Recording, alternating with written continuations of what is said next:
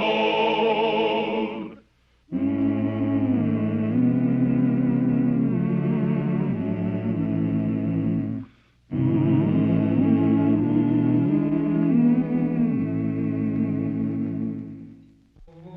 The principal recreations of Dodge City in 1877 were doubtful women, strong drink, and day and night gambling. Dodge was a frontier cow town, and it had passed laws against crime, but not against sin. On the other hand, respectable citizens expected Marshal Wyatt Earp to keep both sin and crime away from the right side of the Santa Fe tracks. What is now known as the Battle of the Long Branch Saloon was a typical example of frontier hypocrisy. It threatened Wyatt's reputation and his job. Get out of here. I'm not selling out. Nobody's going to run me out. You've had your notice, Luke. We made you a fair offer. Now you get nothing. What's the matter, Mr. Short? They've been threatening me, Marshal. They say they ain't on, but I doubt it. Just a private business argument, Marshal. Yeah, no concern of yours. Lift them. See if they got any guns, Hal. What are you taking up for Luke Short, Marshal? You got an interest in the Long Branch? No, sir. The graph's clean. I'll have to look Get away from me. Come here. Derringer. You can come to my office and pick up that gun tomorrow, sir. I'll go on back to your saloon. Al, go see if you can find Sheriff Masterson. Right. Let's go inside. And then Cockrell and DeGraff try to buy me out. I figured their place below the line wasn't doing too well, but they offered me peanuts for the Long Branch. Wyatt, maybe this is just another plain, old-fashioned rout, huh? It looks like it. You know, I'm the one that talked you into buying this place from Doc Holliday. Oh, I'm not blaming you for that, Wyatt. That price was right, and I've been making money. You know, just the same, I feel responsible. I'm going to ask Judge Tobin for a restraining order against Mr. Cockrell and Mr. DeGraff. Restraining order? What's that? Well, that puts them on legal notice not to interfere with you or your place of business. Puts them on legal notice. Wyatt, you know a gambler can't run to the court for help? Well, you don't understand. I want to help you myself, but well, I can't mount guard on a saloon. A restraining order gives me legal authority in case they try to roust your place. Otherwise, they can just send hoodlums in here, they can tear up your place, and all they got to do is pay a small fine for disorderly conduct. No, sir. A court injunction is the new way to do things, Mr. Short. Well, thanks just the same. Too modern for you? I'm old-fashioned.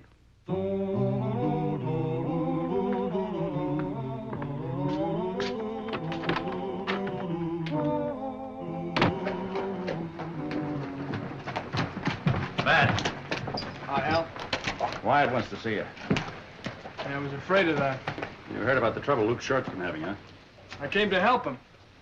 Luke and I are old pals. He saved my scalp once. Yeah, I know, but you're the sheriff. You can't... Oh, up now. You don't see any star, do you? I was the sheriff. I resigned. All right. You see Wyatt before you get in any gunfights. Sure, sure. You tell him I'll be around.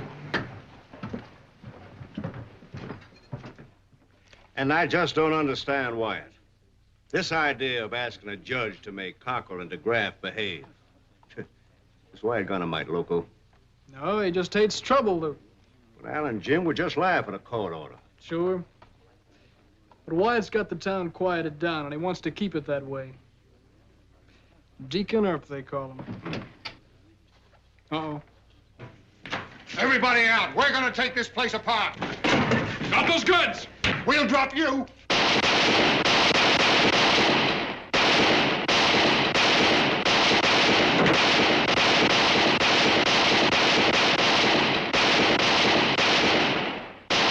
Then you quit a good job. Then you get mixed up in a stupid saloon brawl. I'd hoped you'd grown up. But you're a spoiled brat. This was mostly your fault, you know. My fault, huh? Sure, you helped Doc Holliday sell that place to Luke. The other saloon owners didn't bother Doc. They were afraid of him. No. Now, let me finish, will you?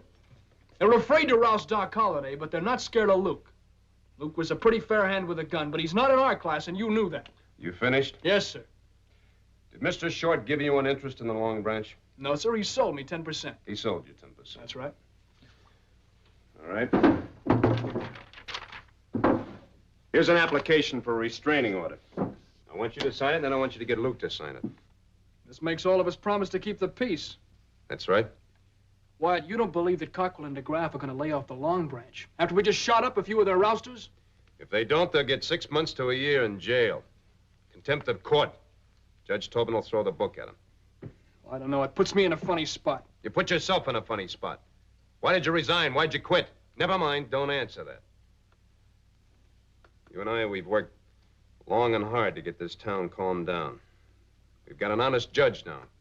The time has come to make use of court orders like that one. All right. All right, I'll sign it. I'll try to get Luke to sign it. And I just want to get you into trouble.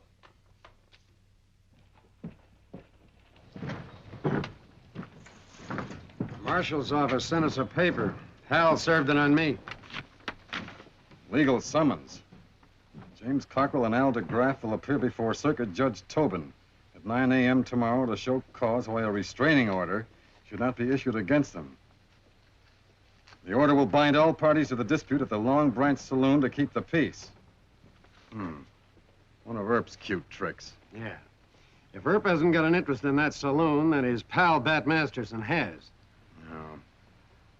You'll tell Tobin a thing or two about Deacon Earp.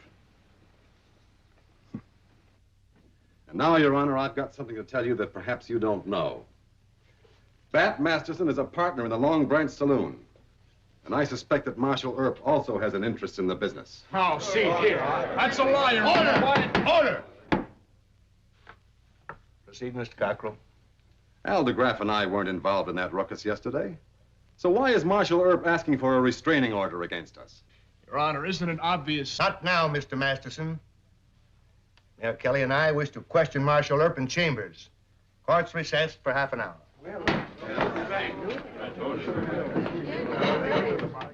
And all I'm trying to do is to stop another fight at the Long Branch. Now, Mr. Masterson and Mr. Short have proven their good faith by applying for an injunction. I don't see where Bat's having an interest in the place or the fact that he and I are friends should enter into the case. It'll make you look bad with the public, Wyatt. Yes, it will. You'll appear to be taking sides in a brawl between saloon keepers. Well, I can't be a hypocrite, Judge. What? Look, Mayor Kelly used to own a saloon. It's a legal business in this town. But you advised me to quit, and I did. Sure, Mr. Kelly, and I'm not defending the saloon business now. But there's no law against it. Why, our town is largely supported by taxes from liquor. You're our marshal, Wyatt. For your sake, I can't grant the injunction. You'll thank Judge Tobin when you've had time to think about this. Application denied. All right, gentlemen. I'll just have to try and keep the peace my own way.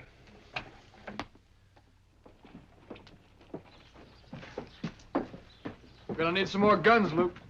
Charlie Bassett and Neil Brown will help. I'll send for them. No, 2 of those hoodlums died.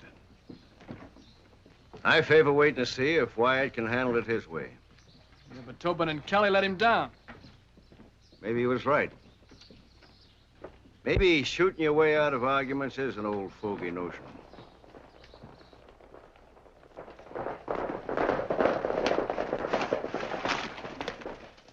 Another roust. Come on. No, wait. Give Wyatt a chance. Let's take it apart, boys. That's what we're here for.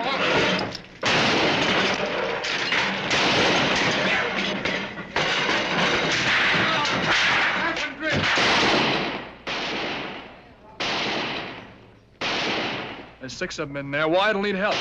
Too late now.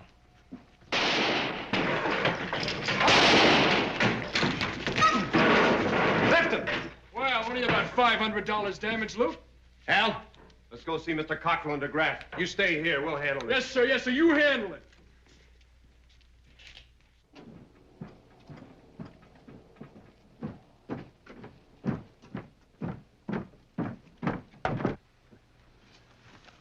You boys know how local politics are in a town like this. Yeah, Jim's right, boys. You gotta remember that most of our business is located...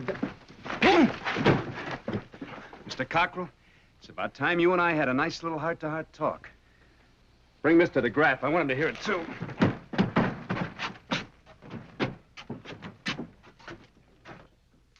I can't prove you hired those cowhands, but I don't have to. I want $500 for the damages you did. I'll go get it. You turn into plain robbery, Earp? Jim don't mean that. I'll get it for you. I told you to get it. What if I don't?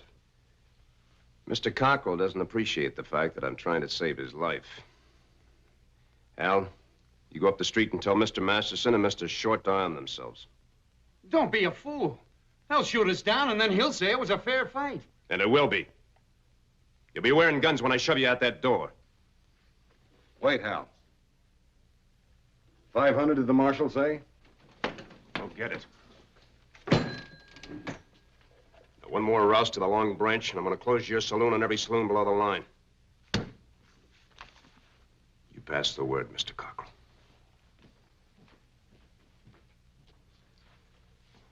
You think he'd dare close everything below the line? That's just what I want him to do. We'll pass the word all right. The next roust will be a real one.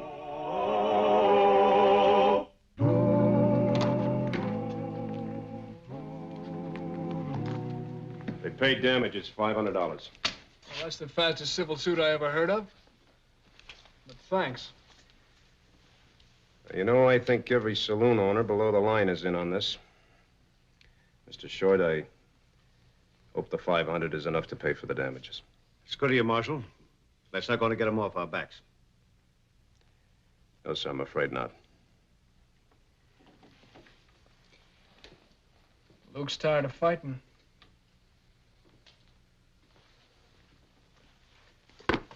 You tired? No. But I don't want to get you in too deep. You know, Mr. Masterson, I made another mistake. This isn't just a brawl between saloon keepers. There's a right and wrong in the liquor business. And Dodge City's going to have to face the issue. You know what Mr. Kelly and the judge tried to pull on me today? They said that everything that happens below the line is sin and that we shouldn't bother to get our nice, clean coats spotted. The hypocrites. Yeah.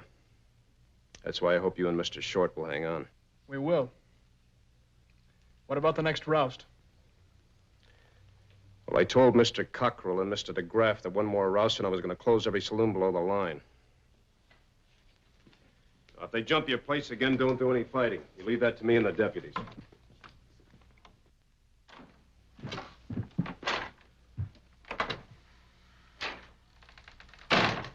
Another hullabaloo at the Long Branch. What is this now, Wyatt? Well, I'm fighting for sin, according to you, Mr. Kelly. And a fine spectacle it is, too. Jim Cockrell told me that you took $500 from him for damages. And he claims he doesn't even know who made the disturbance. Well, he's a liar. I'm going to close every saloon in this town the next time there's a roust at the Long Branch. Wyatt, you can't do that. Why? Why, they'd sue the city. They'd drag the whole nasty business into open court. Well, that's where I think it belongs.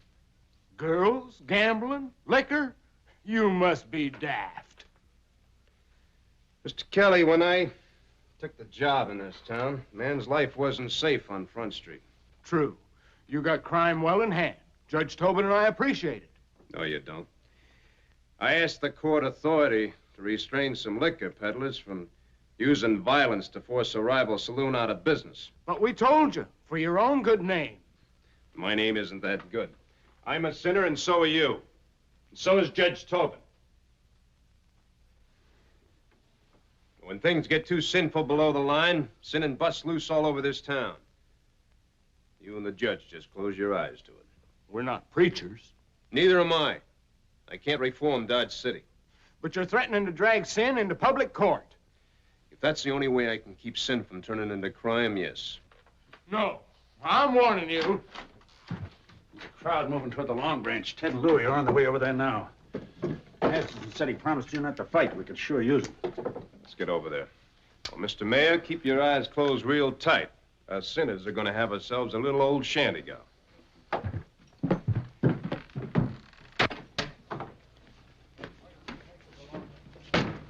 Grab a gun, Bat. You and Luke both. They're half drunk and mean. We promised Wyatt not to fight. Well, we could run out the back door. No. Negative part. Piece by piece. You get the back room. A lot of good rough boys, Jim. Yeah. I told them to take the Long Branch apart board by board.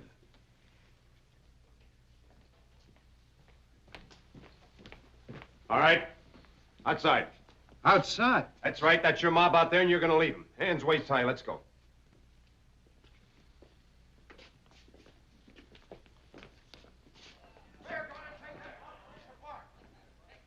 Whatever you do, don't break up the liquor. We'll drink that. Come on now. That's it, that's what's going to happen. Wyatt's with them. They're starting up the street. Marshal Earp.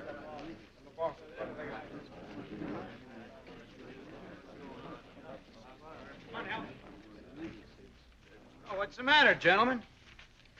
What are you hanging back for? These are the men that hired you to roust the Long Branch. They'll lead you. Easy, men. Earp will shoot us. I know, Mr. DeGraff, why I wouldn't shoot you. Hell. Now, we're just gonna stand over here and just kind of watch all of the fun.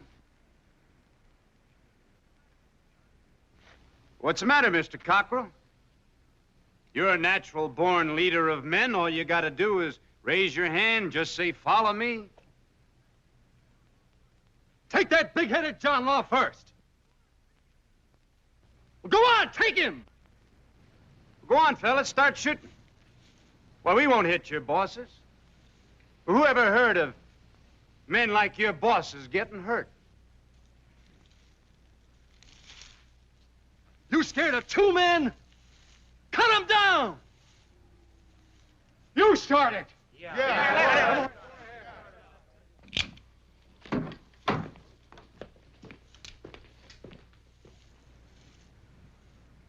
I'm not scared of Wyatt Earp.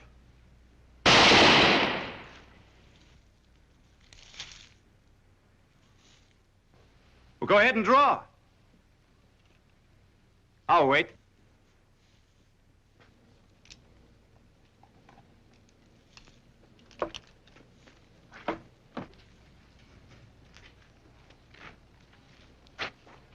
You want to die for them? One of you could get me before Wyatt gets you. No takers? They'll fight to the last drop of your blood. Not our blood. Better take your gun, Joe.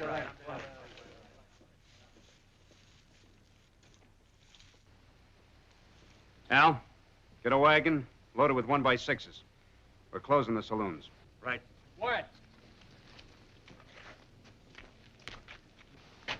You gonna close us too? That's right, Mr. Masterson. Every saloon in town. The bunt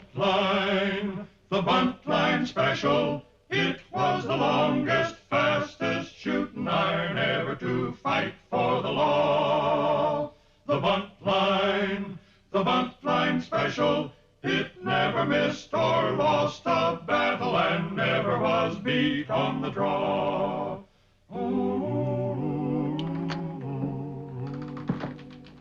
Marshal Earp?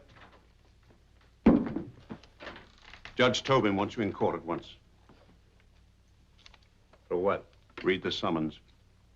I might add, in behalf of my client, Mr. Cockrell, malfeasance in office is too mild a charge.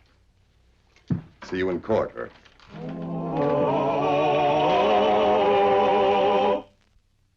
And I submit, Your Honor, the plaintiff has shown conclusive evidence why Marshal Earp should immediately be removed from office. We ask further that his illegal action in closing the city saloons be declared null and void. Order! Order! Marshal Earp, you've heard the charges against you. Have you anything to say?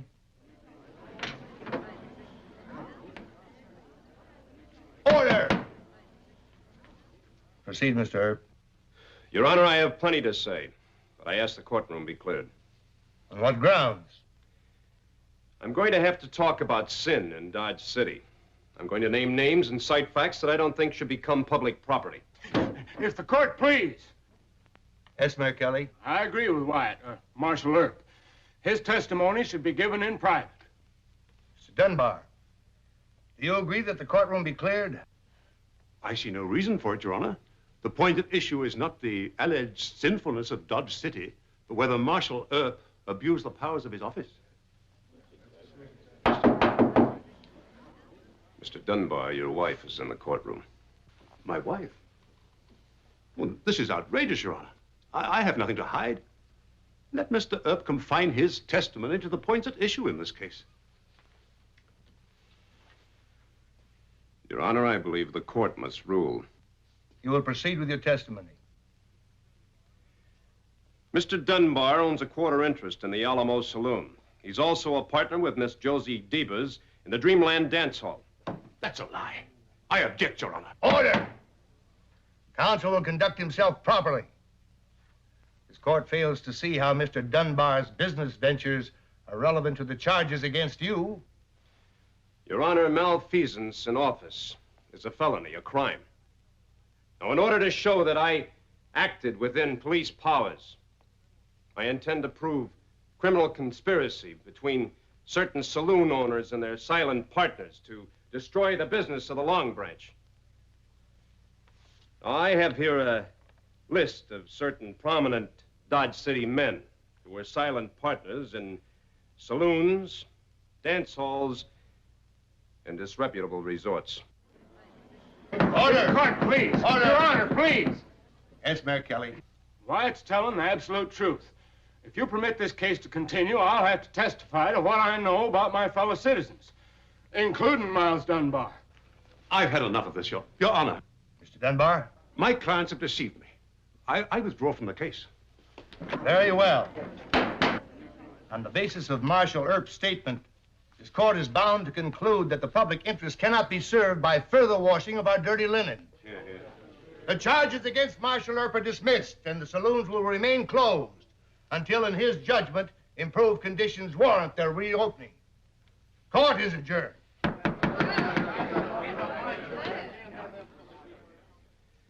Now, gentlemen, men like Mr. Cockrell and Mr. DeGraff don't belong in the saloon business. I want you saloon keepers and gambling house owners to get rid of them. You proved to me that you made up your minds to break with the past, and I'll let you open for business. That's fair enough with me. That's a deal, Marshal. We'll get rid of them. Let's take Let's on. go. See you Come on, gentlemen later. Put them on there, horses and... Let's go, boy. Looks like the trouble's over, Luke. You sure you want to sell your interest? Cash. Pay me. You've been a real friend, Bat. That makes us even. I'll see you around.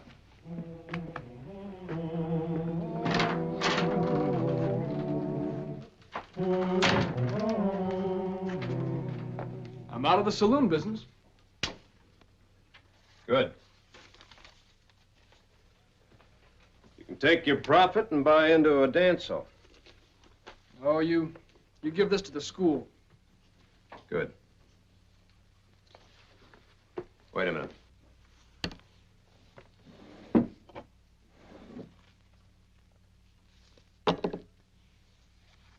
Now, there's something about it, Deputy Starr. Don't get rich if you're honest, and they bury you if you're slow. But a pot metal star, you can keep that clean. Yes, sir. Well, he cleaned up the country, the old Wild West country. He made law and order prevail. And none can deny it, the legend of Wyatt forever will live on the trail. Oh, Wyatt Earp, Wyatt Earp, brave, courageous, and bold. Long live his fame, and long live his glory, and long may his story be told.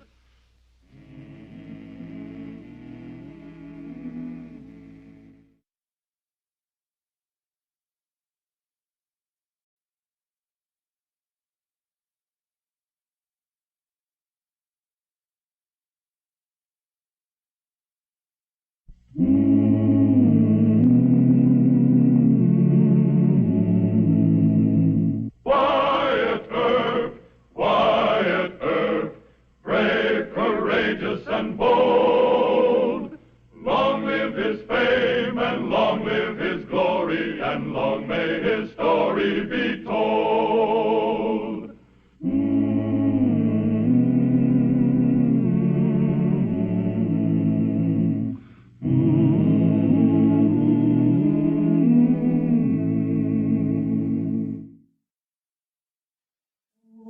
The Ballad of Tex McKay, acclaimed in song as the drivingest hogger on the old Santa Fe, was like most of the fables about railroad and cowhand heroes. They had not much poetry and very little truth. But since Dodge City was both a cow town and a railroad town, Marshal Wyatt Earp occasionally became entangled with a lone cowhand from the Rio Grande, or with a hero on the hoof like Tex McKay, the bravest of the brave engineers. Marshal Earp liked to died from it, too.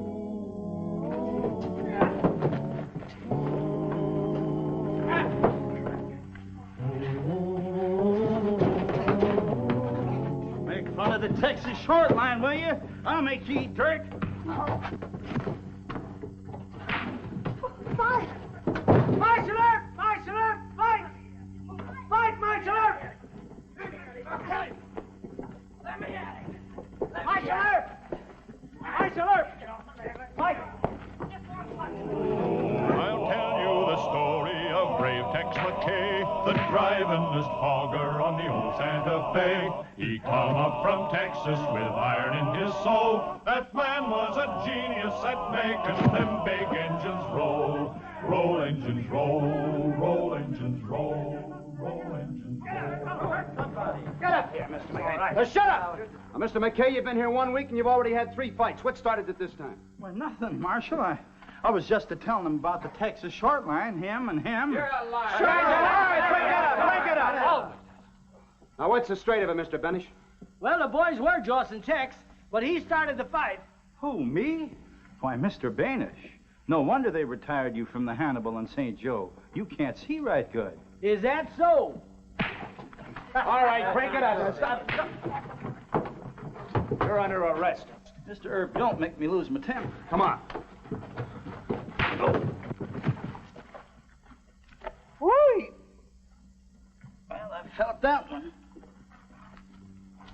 Yes, sir. Just put on those cuffs. You just walk along. The rest of you break it up. Mr. Masterson, get him out of here. Go on. Gave him Marshal 77, the best 2-4-wheeler on this side of heaven. You walk on. Told him to make a new record his goal. He says to the super, I'll teach them big drivers to roll. Roll, drivers, roll. Mind if we rest just for a minute, Mr. Earp? I got an awful Charlie horse in my leg. I think one of the boys was standing on it. Mr. McKay, what you hanging around town for? Oh, I'm going to get me a job with the Santa Fe. Santa Fe, huh? Doing what? Mr. Earp, I was the best engineer that the Texas short line ever had. Texas short line? I never heard of it. Oh, don't tell me you ain't never read about the Texas short line. Why, I was the hero. There was a Huntsville wreck. I saved 51 people from a fiery death. No. How's that? Well, it seems that the number 2 northbound got stuck on this wooden bridge, and the bridge caught fire. So I took the engine off of my number 1, and I made me 8 miles in 6 minutes. 8 miles in 6 minutes? Yes, sir, 8 miles in 6 minutes, and I bumped that train right back off of the bridge. I was You ain't doubting my word, are you, Mr. Earp? Oh, heavens, no, Mr. McKay. Well, now, if it ain't Mr. Bates. Howdy, Super. Howdy, Tex. Another fight? No, sir, not exactly. Yes, sir. Can you get off with a fine, Wyatt? Oh, you want him? Well, I could use him. Well, that ain't going to be no problem at all, Super. You just give me time to fetch my headlight and whistle, and I'll meet you at the roundhouse. Mr. McKay. No, I'll pay his fine, Wyatt. How much is it? $5. Oh, thank you kindly, Super. No hard feelings, Mr. Earp. I want you to know that you've got the entire Santa Fe behind you from now on. Well, thank you. I wish you luck. Oh, well, good luck to you, Mr. Earp. Yes, sir, you've made a firm, loyal friend. I'll start him rolling right away, Super. Yes, sir, right away. Say, did that big talking Longhorn ever work for the Texas short line? Yep. They had 2 engineers. He was one of them. Had and was? Well, the TSL went busted. Too many wrecks, huh? Nope. I doubt if their engine could do 30 miles an hour. Well, I've been a little misinformed. You see, Tex told me he drove 8 miles in 6 minutes and bumped another train off a burning bridge. The TSL only had one train, mixed freight and passenger. There wasn't a bridge in the line. Well, you know, if I were you, I'd be a mite careful with Mr. Tex McKay. You know our jump line division. We all steers from into track into Dodge. Yeah? Well, I can't imagine what kind of trouble Tex will get in down there, but I'll keep my eye on him. $5, you're saying? Yes, sir. You know, I'm a mite worried about Tex. I sure hope you give him a fireman with no wife or children. What? I wouldn't hire Tex if I wasn't a desperate man. Tex got himself a whistle like a cyclone's cry. He picked himself a fireman with a cinder in his eye. The fireman says, "You driver, while I pour in all the coal." And Tex says to the fireman, "Come on, it's time to roll, roll, roll, engine roll, roll, roll, engine roll." She rolled, didn't she, Whitty? I'll say she did, Tex. Why, them steers come into Dodge with their horns flattened back. Yeah. Boys, howdy, howdy. Did you all hear about me? Did you hear what I did with old 77? 28 miles in 25 minutes flat. Well, that's just creeping, Tex. Creeping? Well, that's more than 60 miles an hour with 9 carloads of beef. Oh, you must have kept the brakes on all the way. He's going to ruin that engine driving it so slow. Oh, poking fun at me, huh? All right, stand up. Now, Come Tex, on. you quit it. No, sir. They said we was a creeping. Come on, stand up and fight. Stop that. Come on now, stop this. I'm going to call the marshal. He don't wreck my place. Stop this, fellas. Get hurt there. Stop this, fellas. I'm going to call the marshal. Marshal, fight. Fight. Fight, Marshal. Stop it, fellas. Don't wreck my place. Fight. 28 miles in 25 minutes. Now, you know that's impossible. That's more than 60 miles an hour. You're going to tell stories like that? You expect those men to believe you? Oh, well, I might have stretched the truth a little. Tex carries a slow watch, Mr. Earp. When other watches are running 49 or 50 minutes, his watch only shows 25. Look, in plain language, you were doing 30 miles an hour, not 60. Well, it seemed awful fast to me. Mr. Masterson, come on in here. Now, if you want to spread tall stories about speed, I suggest you don't try to impress the engineers and firemen of the main line. Now, if they call you liars, you are liars. Mr. Bates, I'm sick and tired of Mr. McKay starting fights. 15 days for him, 10 days for him. Lock him up. Isn't that pretty rough? I want it rough. Mr. McKay can't learn to tell the truth. Maybe he can learn to keep his mouth shut. Whoa, now, Marshal, please. Look, I'm not letting them go this time, Mr. Bates. Oh, Wyatt, I'm listen. doing you a favor. They're speed crazy. Oh, please. Now lock them up. Thanks kindly, Mr. Bates. You sure tried hard. Well, that's our super. He sticks by his men in sunshine and in rain. That's sure right. Did I ever tell you about the time? You get him out of here. Hey, come on. He's getting sore. Right in here. Now, look, Wyatt. 15 days for Tex and 10 days for Whitty, and that's final. I'm not arguing about it. Yeah, since when? Look, all I want you to do is let them out for one more run. Then I'll bring them back and they can serve their time. Oh, now, you're not that hard up for men. Yes, I am. We've got 90 head of steers waiting at end of track. They can't wait in this sun too long. And they're owned by Les Pearsall, one of our biggest shippers. Just one more run, Wyatt. Then you can throw them in jail. All right. Thanks, Wyatt. You're the superintendent, but personally, I wouldn't trust Tex McKay with a hand car. I'll let you in on an official trick of the trade. We sealed the throttle on 77. That engine won't do over 25 miles an hour. Top speed. Mr. Bates, you've taken a great load off my conscience. Mr. Masterson, bring those 2 speed men out here again. Yes, sir. 7 engines was warming up in that little roundhouse, and 3 of them would have blown sky high if it hadn't been for me. Remind me to tell you about it sometime. Hey, Whitty, how's the pressure? Yeah, it sure is. What'd you say?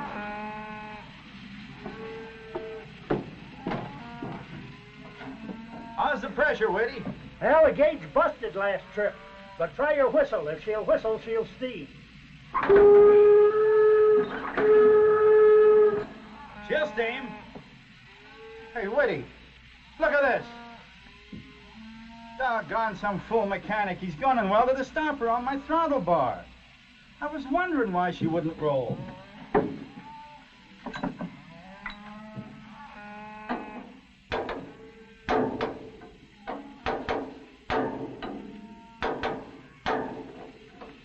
Maybe we better not, Tex. You hear them critters a-bellering? We gotta get them into shaded pens, and as fast as we can. Tex hit the grade at 60 on the downhill pull to Dodge, and he was doing 90 when he roared by Engine Lodge. The brakie hollered, "Stop her or there'll be an awful toll." But Tex says to the brakie man, "Let them drivers go." The fireman said, "We'd better jump or we will be no more." The passengers behind him could hear that engine roar, and they prayed, 'cause they was so afraid. And old Tex was praying, "Lordy, let my engine roll. Please keep my drivers rolling, 'cause that record is my goal." He might have beat the record, but a rail was crossed the track, put there by Denby's robbers to see the pay car crack. And like the fireman warned him, it took an awful toll.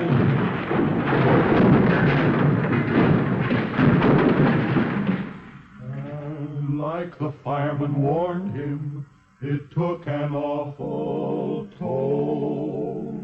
Poor Tex cried with his aching breath, "That record was my goal." He whispered to his maker, "You saw me break the record, oh Lord. You saw that engine roll, roll, roll, engine roll. Roll, engine roll. Roll, roll, roll, roll, roll, roll.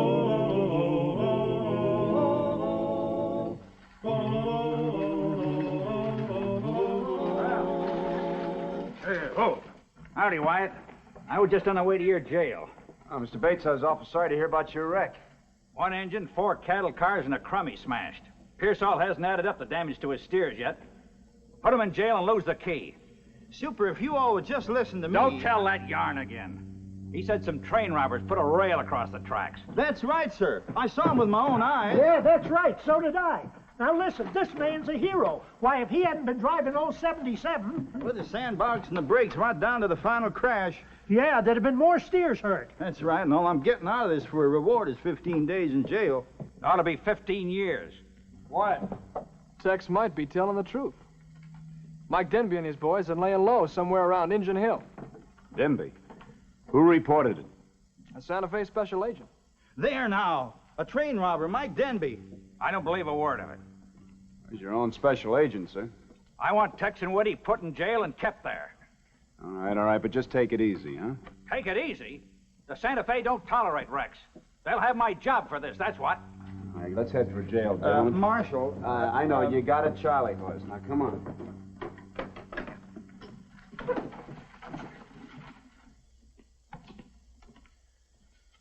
Because Tex yarns occasionally, there's no reason to decide he's a liar all the time.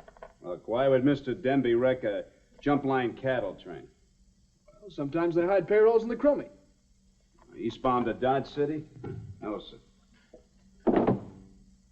Uh-oh. Here comes more trouble. Only Les Pearsall and his foreman. Yeah? Texas is about to declare war on us. You just watch. Now, Marshal Earp, how do you do, sir? I'm Les Pearsall. Happy to know you, sir. This is Mr. Masterson. I have the honor, sir. I'm sorry we have to meet under these circumstances, Mr. Earp. I guess you mean the train wreck, huh? No, sir. No, sir, I refer to a young citizen from my state, Tex McKay. The Santa Fe people are blaming him for this wreck. I understand that Bates fella talked you into throwing Mr. McKay into jail.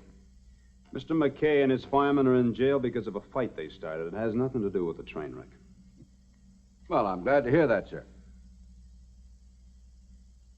Yes, sir, I'm glad to hear that because I happen to know the man who caused that wreck. An outlaw by the name of Mike Denby. Have you got any evidence? Certainly. My foreman here saw Denby and his gang riding fast toward Indian Hill not 10 minutes after the wreck. I sure did, Marshal.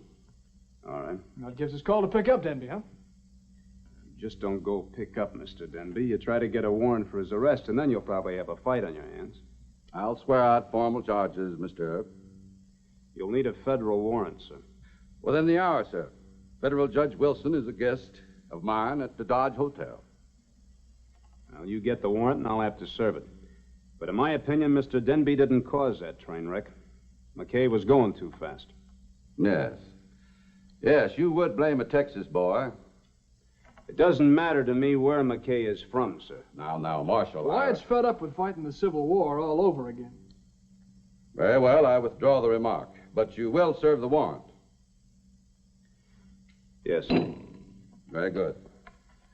I shall return within the hour. Good afternoon, gentlemen.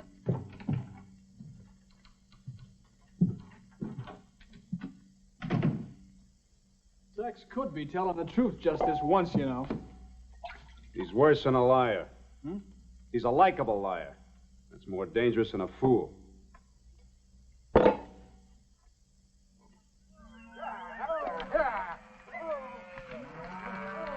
Did you run him into that pocket? Alls we could. They should be in a corral. Well, we ain't got no corral. But they'll likely stay back there and eat some grass. You know, we should have shot that train crew. If there's anything I can't stand, it's someone being cruel to animals. I can still hear them poor steers a bawling. Yeah. Well, we did the best we could. Tell the boys to let them water and blow until they get over being scared. Then we'll turn them loose. Uh-oh.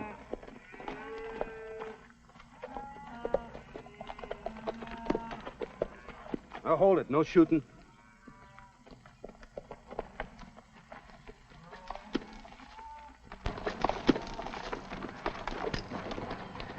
Mr. Denby? Aye? I'm Wyatt Earp. This is Mr. Bat Masterson. Well, I must be getting real famous. Mr. Denby, I have a federal warrant for your arrest. You're accused of wrecking a train. Oh, no. Now they're accusing us of wrecking that train, boys. Do you mean to tell me the Santa Fe really had the gall to put the blame on us? So it was Les Pearsall, the owner of the cattle. Well, this really takes the cake. That crazy engineer was highballing the jackline about 60 miles an hour. We saw the whole thing, didn't we, boys? We did, yeah. He hit that curve at Engine Hill and went off the track. They ought to hang him. Any man who'd treat a poor bunch of dumb, innocent animals like that. We picked up some of the survivors, Marshal. They're a pretty bad-looking bunch of cattle. You should take a look at them. They're right there. You could also be charged with rustling. I could not. They belong to the Santa Fe. And besides... Waste of time. I believe you. You believe me? I'm sure you didn't wreck that train, Mr. Denby. And a rustling charge wouldn't hold in this case. Well, I'll be. We're still going to have to take you into Dodge, but I'll have a little talk with Judge Wilson. I'm sure he'll let you off. And Mr. Masterson, the next time you believe Tex McKay, I'm going to have your head examined. Tex McKay is the engineer who caused all this trouble. He accused you of placing a rail across the track. Placing a rail on the track? Now, there's a liar for you. And a black one. Did we ever try to wreck a train, boys? Never in our whole lives did we wreck a train. You've done me a great favor, Marshal. This gives me a chance to clear my name. Any man who'd wreck a train and hurt poor, dumb, innocent cattle like that should be strung up. Joe, fetch my horse. That I will. I'm riding into Dodge to have a showdown on this. Mr. Denby, you forget about the showdown. We'll keep it legal, huh? As you know, Judge Wilson, train robbers usually follow a set pattern of operation. But they don't rob freight trains unless they have definite knowledge that there is money on board. Now, Mr. Denby has been accused of several robberies. He served time for one, but he's never wrecked a train. That's right, Judge. Tex McKay did it. There you go, picking on McKay, just because he's a Texas boy. Now, Les. Gentlemen, order, please. Mr. Earp, I'm inclined to agree that I acted hastily in issuing against this man. But I'd like to hear what the engineer has to say. Bring in Tex McKay. I don't know that I like this, Judge. I posted bond for McKay's release. But why should an honest Texas boy have his word questioned? Or be accused by a notorious criminal like Denby? I've done time, but I'm no liar, and I don't wreck trains. Order! Sit down, both of you. Well, federal judge and Mr. Pearsall and the super. This is Mike Denby. You saw him near the train wreck? Oh, yes, sir, I sure did. And I saw you, McKay, pushing that old engine 60 miles an hour. Order! How fast were you going? 30 miles an hour. My throttle bar was dogged at that top speed. Oh, you can ask the super. We did have a welded stopper on the throttle. McKay could have chiseled it off. Boy, doggone you! Just take it easy. Quiet! This is one man's word against another's. Judge! A Texan against a train robber? I'm sorry, Les. Mr. Earp, is Mr. Denby wanted for any state or federal crime? No, sir, not at the moment. Mr. Denby, you may go. Thank you, Judge. This clears me of hurting them poor dumb animals. Yes, it does. Marshal, you and the judge have been mighty decent about this. I won't be forgetting it. All right, but I advise you to get out of Dodge City real quick. I'm on my way. I thought you were my personal friend. Now, Les, wait. I'll get him cooled off.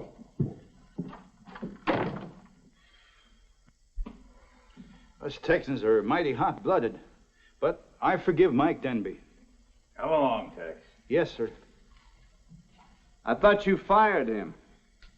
I had to change my mind when Les Pearsall put up his bail. Les is a big shipper, Wyatt. I reckon you still don't believe my story, Mr. Earp. No, I don't. Neither do I.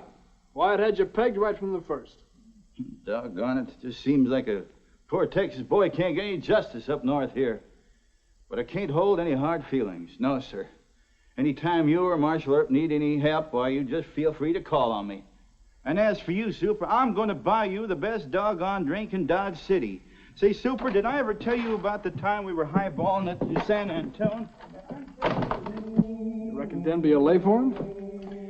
No, that doesn't happen to characters like Tex McKay. I just hope he doesn't talk Mr. Bates into letting him have a passenger engine on the main line. Liars always get their comeuppance, Wyatt. Yeah, let's hope so.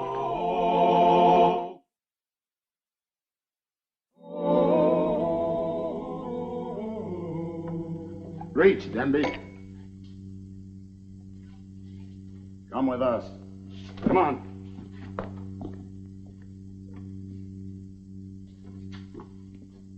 Holy stretch the rope for train robbers. Let's get him over here to some good trees.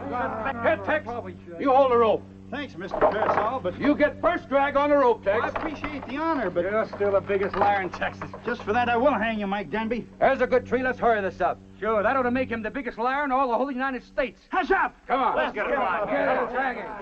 Shut it up out of here. Let's get it All right, Tex, throw your hand over that limb. Give him room. No, sir, I just can't do it. Here, Tex, I'll do it. No, don't do that, Mr. Pearsall. It wouldn't be right. He's innocent. What? Innocent? What do you mean he's innocent? Yeah, I told a big lie. I was driving that train 60 miles an hour. Mr. Denby didn't have nothing to do with it. Well, now I've told you the story of brave Tex McKay, the drivingest hogger on the old Santa Fe. He come up from Texas with iron in his soul. That man was a genius at making them big engines roll. Roll engines roll, roll engines roll, roll engines roll.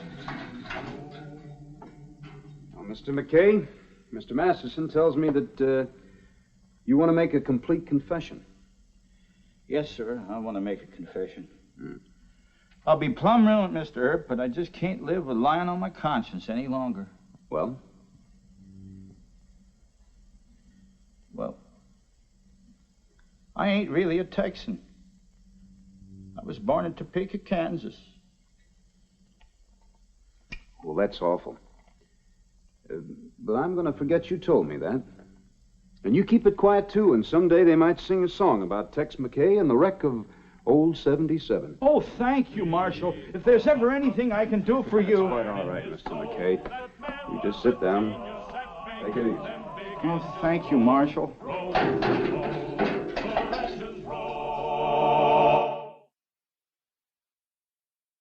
Well, he cleaned up the country, the old Wild West country. He made law and order prevail. And none can deny it, the legend of Wyatt forever will live on the trail. Oh, Wyatt Earp, brave, courageous, and bold. his fame, and long live his glory, and long may his story be told.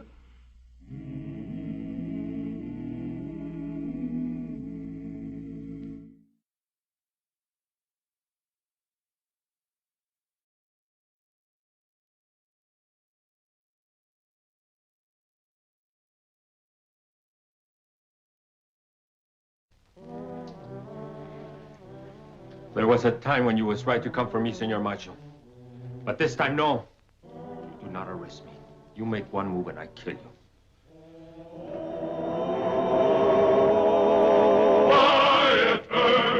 Wyatt Earp, brave, courageous, and bold. Long live his fame, and long live his glory, and long may his story be told. The Life and Legend of Wyatt Earp, starring Hugh O'Brien. For the most part, law enforcement in the West was pretty open and uncomplicated. With a gun at his hip, every man was a potential criminal. But a good peace officer like Wyatt Earp could usually tell who were the troublemakers. But sometimes appearances deceived even Wyatt. Howdy, Ed. Howdy, Wyatt. You come to meet the stage? No, I'm just making the rounds talking to some of the boys. Thought maybe you heard about the shipment coming in. Oh, valuable? 5,000. New silver dollars direct from the San Francisco Mint. I think I'll stick around. Here it comes now. Hey, it's running loose.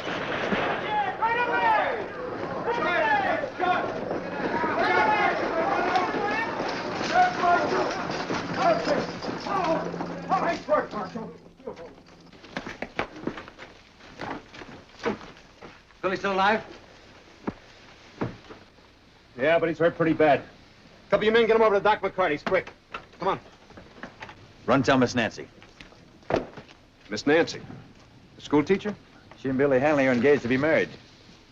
Supposed to be a passenger.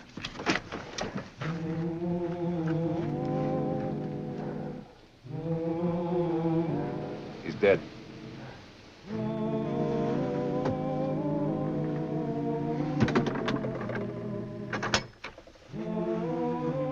They get it all. I can't figure why they'd do a thing like that. Just shoot down an innocent passenger. He wasn't even wearing a gun. And why did Billy have the boxes inside instead of in the boot? They're heavy. Maybe too heavy to lift up there. Yeah. What do you think, Wyatt? There's no use wondering about him. Wait until we can talk to Billy. But if we can't, if Doc can't save him,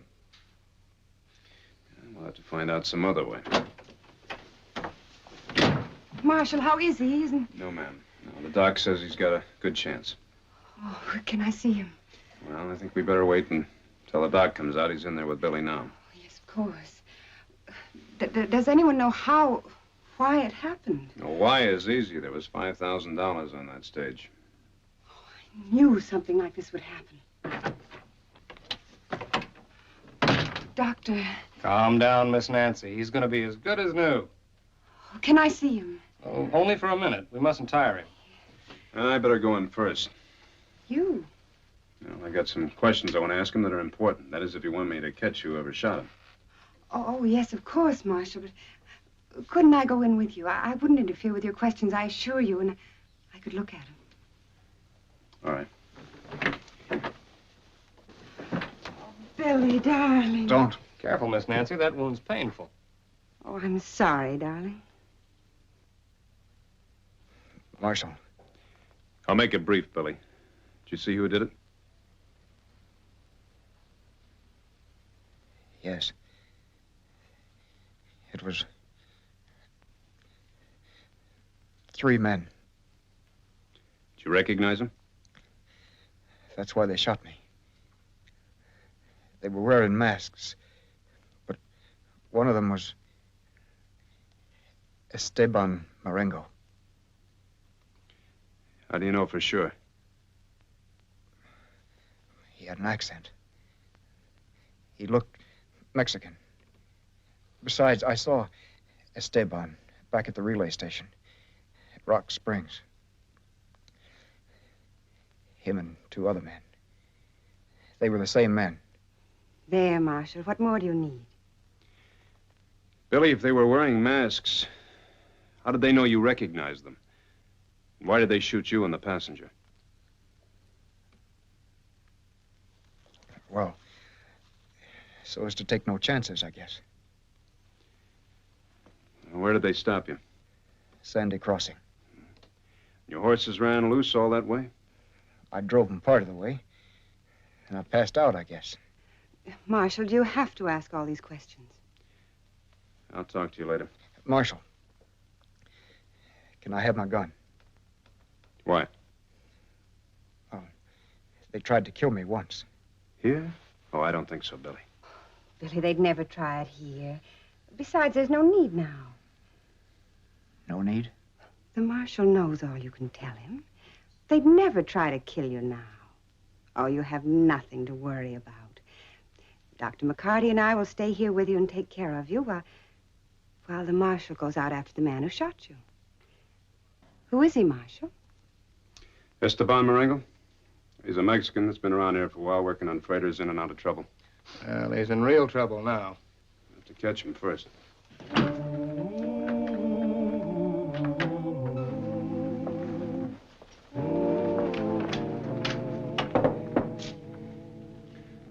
Buenos dias, señorita. ¿Cómo está? Bien. We're close here. Closed. Looks like I'm just in time for dinner. I did not expect customers. There's not enough. Where's the stage man? ¿Quién sabe? The stage is not due until tomorrow. And you're all alone? Who's the other dinner for? It is none of your business, Senor Marshal. Might be. Do you know a man by the name of Esteban Marengo? Do you? No. Has he ever been here? How do I know if I don't know him? This afternoon when the stage came in, was there a Mexican man here? No. There's none here now. You always eat 2 plates of enchiladas? See, when I am hungry. Ándale, ándale, es la policía, vete. No, I do not go. Oh, por favor. Be quiet. I do not run away from the policia. Tell me, Senor Marshal, what do you want with me? I want to take you into Dodge City for some questioning. I know about questioning. I don't know you take me to Dodge. You've been identified as one of 3 men who robbed a stage and killed a man. Who say this? Stage driver, Billy Hanley. He lies. See, he lies. Would I be here sitting down to eat if I robbed the stage? No, I'd be on my way to Mexico. There was time, Senor Marshal, when you was right to come for me. But this time, no, you do not arrest me. You make one move and I kill you. Were you here when the stage came through? See? Why not? Were 2 other men here? Senor Cassidy and his brother. Sam Cassidy? He has a ranch near here. Yeah, I know. South. Senor Marshal, I tell the truth. I do not rob this stage. Billy lies. Well, maybe Billy made a mistake. What'd you do after the stage left? Nothing. See, you fix wagon for Senor Cassidy. Oh, see. His axle was broke. Well, that must have taken a while, Maybe 2-3 hours. Esteban, you have an alibi. Now, you willing to ride down to Cassidy's ranch with me and verify it? See, but not to Dodge. No, not if it checks out. Come on.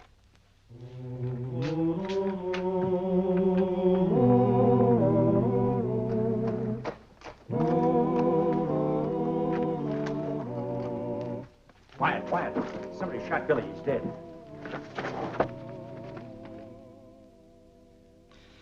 We should have listened to him. He was scared. There was something he wanted to do. I went out a few minutes and left him with Miss Nancy. They must have been watching outside that window. Oh, if only I'd turned around. I thought I heard something. Now, Miss Nancy, you mustn't blame yourself. You nearly got shot as it was. Bullet nicked the sleeve of her dress. She was sitting right close there beside him. I'm sorry, Miss Nancy. Oh, he tried to tell us. But I suppose you had no more reason to believe him than we did. I looked outside, Wyatt. No footprints. The ground's too hard, but I did find this little cartridge shell. 41 Derringer. It was a Derringer that killed the passenger, too. And got Billy the first time. Same gun, probably. Oh, Marshal, you've got to get that man. He must be dangerous to do a thing so terrible. I never did like that Esteban Marengo. It wasn't Esteban. He was with me when it happened. Then his Confederates. He had no Confederates. He had nothing to do with the robbery or this. No, either Billy was mistaken or What? Billy sent me out there in a wild goose chase. Why? You can't think Billy had anything to do with the robbery. He might have. If he lied, he must have. You mean he sent you out there in a wild goose chase so he could be shot and killed? That's true, Wyatt. Well, that part's a puzzle. But suppose he had been double-crossed by his pals. He might still have hoped to get part of that loot somehow. You know he wasn't that kind of a man. No, why would Billy want a hold of a stagecoach? Well, he wasn't rich. He was about to get married. $5,000 would have set him up for life. How can you cast such a stigma on the memory of a dear dead boy who can't defend himself? Miss Nancy, a crime has been committed. I've got to get at the facts. Whatever they are, whoever they hurt. Now, they might implicate Billy, but on the other hand, they may clear him, too. I hope before you cast public suspicion on him, you get positive proof. That's my job, Miss Nancy.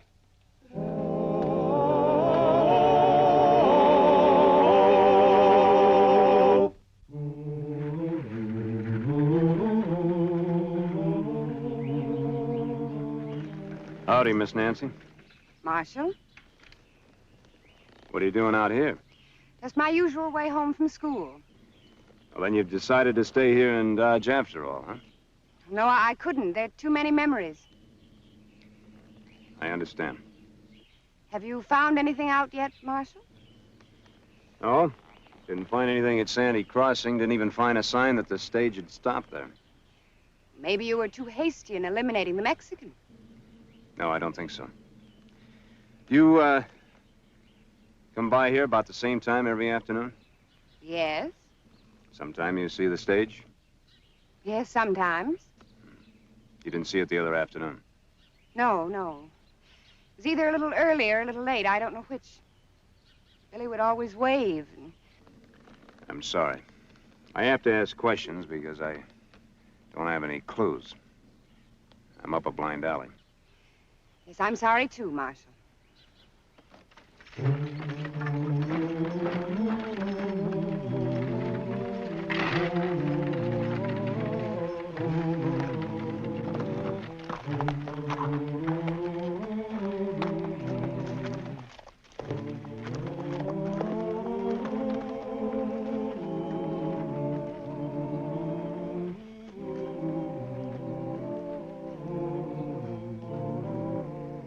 U.S. Mint, San Francisco.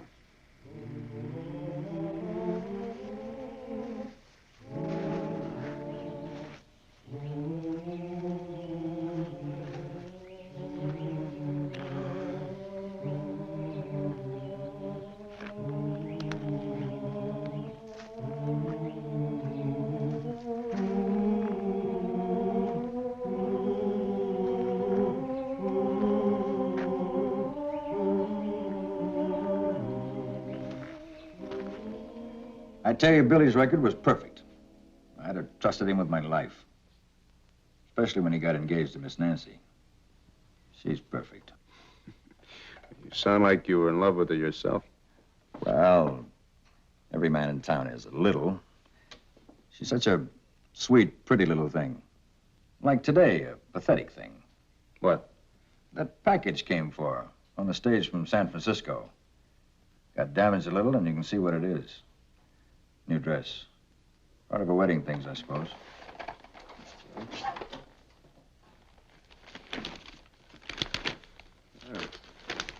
Looks expensive, but since when did they start wearing black wedding dresses with spangles? Probably for parties when they went back east. Who knows? Anyways, I just can't bring myself to deliver it to her. Well, I'll take it to her. I want to ask her some questions anyway. Oh? About Billy? Yeah. Well, I'd be obliged to you if you would take it. But there's $2 extra express charges due on it. You want to collect it? Well, Well, never mind. I'll waive it.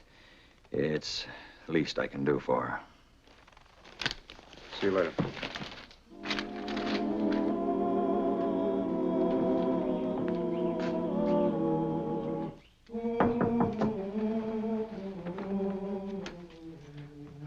Marshal, come in. Thank you. There's one Billy left here. He was very proud of his whips.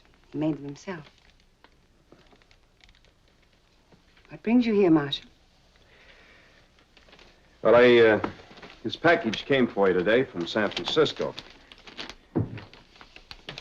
I happened to be over at the express company. He was coming out here anyway. It's quite a fancy dress. It was intended for my trousseau. I won't need it now. Aren't you going to open it? Not right now. If it's damaged, the express company would like to know about it. I'll let them know if it is. I thought women were supposed to be curious. I'm not. Why are you? Well, that dress doesn't look much like little Miss Nancy, schoolteacher. It wasn't intended to. It was for my honeymoon, for my husband. That's why I don't want to open it now. I'd like to know, Marshal, what it is you're thinking. What you're insinuating. Nothing, Miss Nancy. I'm sorry. I didn't mean to upset you. But you have. And I don't understand why. First you suspect Billy, and now it seems me of what I don't know. It's only that I'm trying to find any kind of a clue. Anything that would seem strange. Well, I don't see how my buying a new dress, especially since it was about weeks ago for my trousseau, could seem strange. No, I guess not. Now, please, go.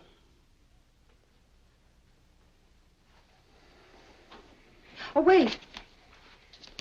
There's money due on this. I'll get it for you. It's not necessary. I always pay my debts. Here. I'm sorry.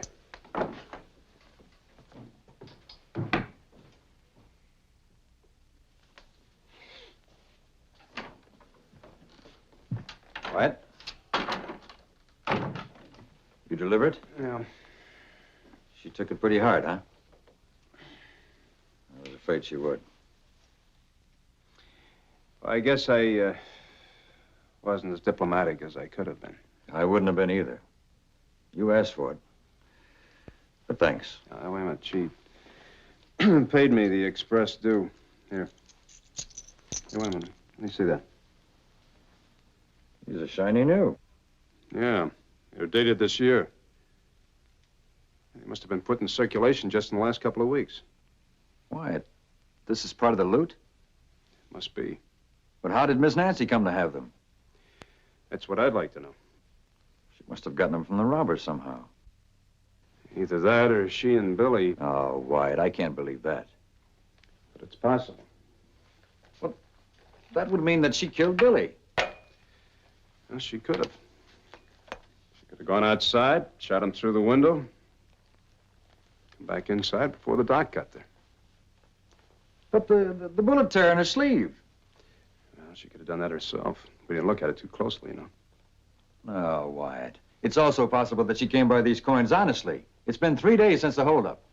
Yeah. It's possible, but I'm going to have to find out.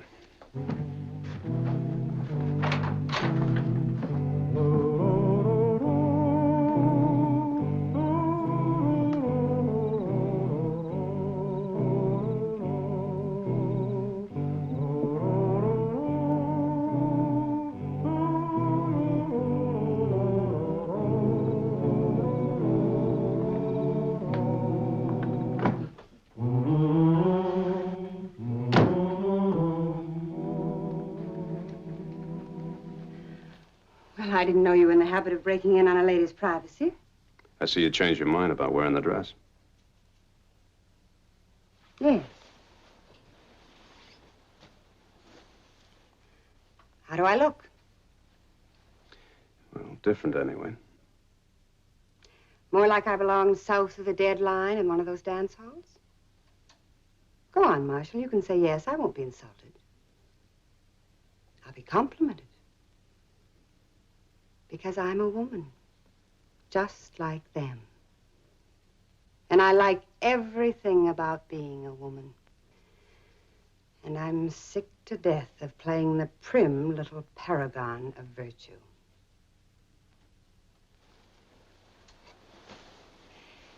Do you know what it's like to be a school teacher? Why don't you say something? Aren't you shocked? No. I'm just surprised that you forgot Billy so soon. This has nothing to do with Billy. You said yourself no woman can resist a new dress. Well, that's not the kind of a dress that a husband usually approves of, even on a honeymoon. Of course, maybe you never even planned to go on a honeymoon. What do you mean? You gave me this a little while ago. It's brand new, shiny. Where'd you get it? I don't know. Why? Because it's part of the money that was stolen off the stage. How do you know that? I know. That's enough. Now, where'd you get it? Well, of course, I got it from the collection.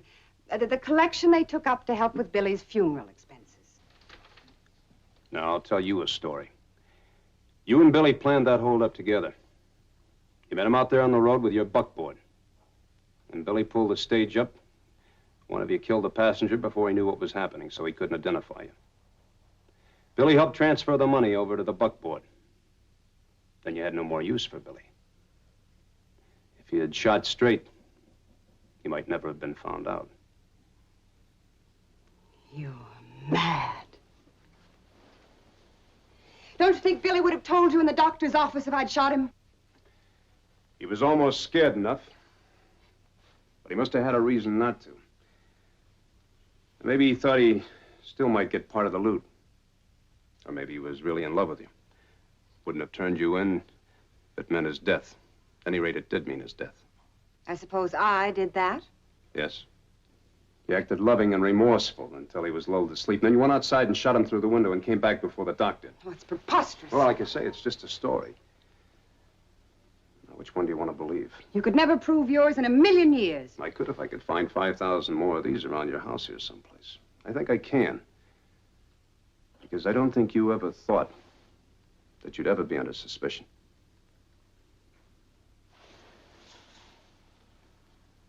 Wyatt, look at me.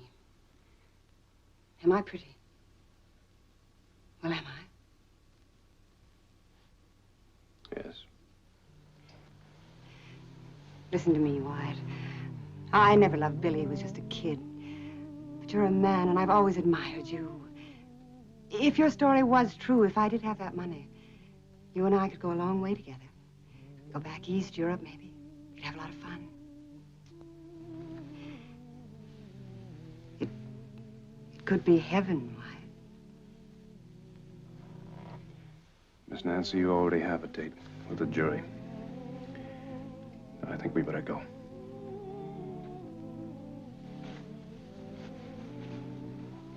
In this dress? Does it matter? Yes. Do you think I'd stand a chance with your good folks if they saw me in this? Let me change. All right. But don't try to get away. You wouldn't make it. I won't. Don't worry.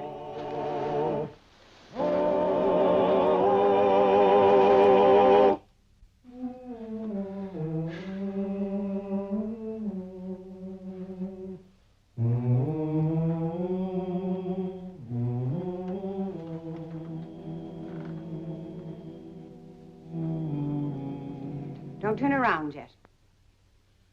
I have a gun. A Derringer? Yes, the same one. Now put your hands up, please. It's kind of stupid of me to forget about it, wasn't it? This was careless.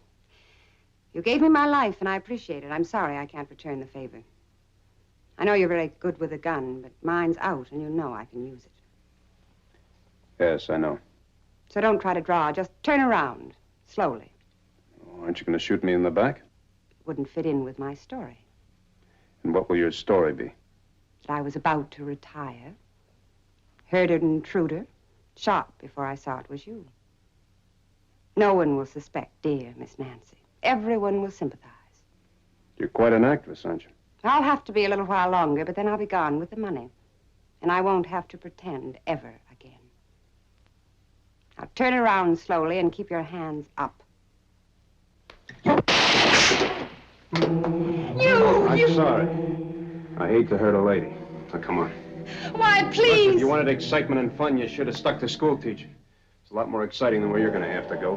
Prison. Come on. Well, he cleaned up the country, the old Wild West country. He made law and order prevail. And none can deny it, the legend of Wyatt forever will live on the trail. Oh, Wyatt Earp, brave, courageous, and bold. Long live his fame, and long live his glory, and long may his story be told.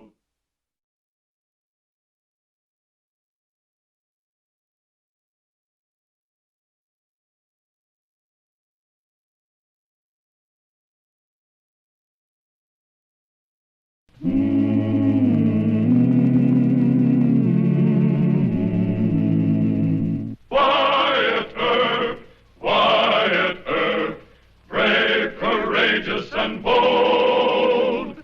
Long live his fame, and long live his glory, and long may his story be told.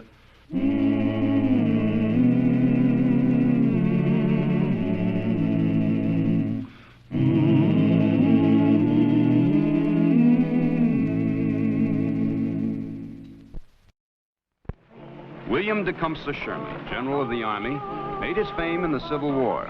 But General Sherman also commanded the Army when it fought the Indian Wars and opened up the western frontier. In the period between 1866 and 1878, Uncle Billy paid a visit to every western fort and every town of importance west of Kansas City. When word got out that General Sherman was on his way to Dodge to board the steam cars of the Santa Fe, Marshal Earp was soon up to his chin in trouble. Oh, Wyatt, thank goodness you're here. Howdy, Mr. Bates. What you so excited about? This telegram, it's confidential. Inside. General Sherman's coming. General Sherman's coming. They just got a telegram. It's General Sherman. General Sherman's coming. General Sherman's coming. He'll be here this afternoon. General Sherman! Link Hanson, what are you yelling about? Let go, Sophie. I got big news. I've got even bigger news. You need a bath. You go straight home and take one. But General Sherman's coming to town. Oh. General Sherman here in Dodge. He'll be here this afternoon. General Sherman's coming. And not only that, a group of Eastern newspapermen just got off the train. Fellas from the New York Times and Herald and Chicago Tribune, Kansas City Star. And you know what the general thinks of newspapermen. And the Santa Fe is right in the middle. We can't afford to offend the newspapers, yet General Sherman is one of the best friends that the Western Roads has ever had. And all he wants to do is to get on the train here to go to Kansas City. Now, what am I going to do, Wyatt? Well, there's not much you can do. There are a lot of Texas cowhands in town. I'd sure hate to see a ruckus with a man like General Sherman here.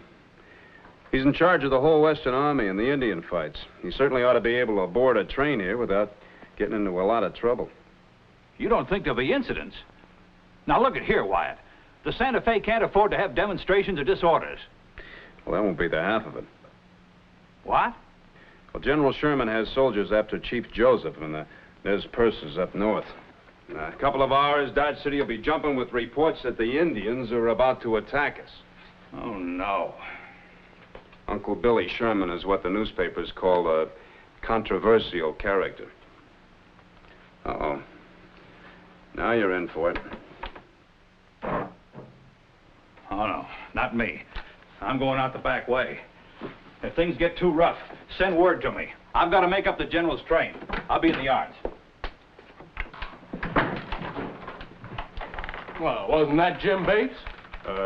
Yes, sir, but I think your outfit scared him. Oh, indeed, now. Well, I served under General Sherman. It's up to us to arrange a fitting welcome for the general. Yes. I've just now spoke to Chalk Beeson. He's going to call out the cowboy band. They'll play Marching Through Georgia as the general arrives. Then the judge and I and the city council... Wait a minute. The general doesn't like that song. I read in the papers where he stopped him from playing it in Omaha. We got a lot of Southern sympathizers in this town, Judge. That's true, Wyatt. Whose side are you on? My father and two brothers fought for the Union, but that's not the point. Indeed, now. I think you and the judge ought to think about this a little bit more. And can you convince him to take this outfit off? Well, it does fit a mite snug in places. I'm proud to be wearing the blue. Well, I fought from Shiloh to Atlanta. You want to riot? And then Riot? Are you daft? I'm not telling you anything you don't know. This is not a northern town. It's a border town. He's right, Jim. Now, do you want this town disgraced with a lot of riots and brawls, do you? So that's it, huh? I'm not allowed to make a speech about my great commanding general. Oh, no. Look, he doesn't want that kind of a speech. He's heard 1,000 of them. Now, you listen to that boy, Jim. No, he won't listen to me. He's Irish and he's stubborn. I'm going to call out all my deputies. I'll probably need them.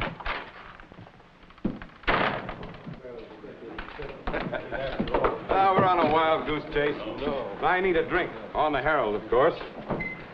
What makes you so sure old Kump won't show up? The Sherman's not that crazy.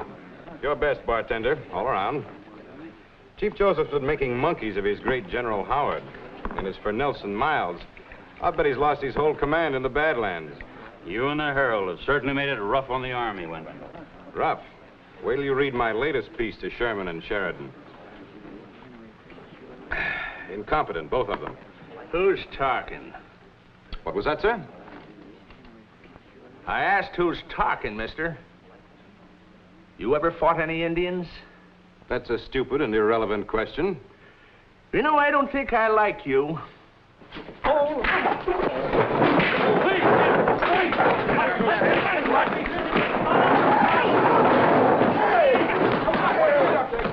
No way to settle differences, please!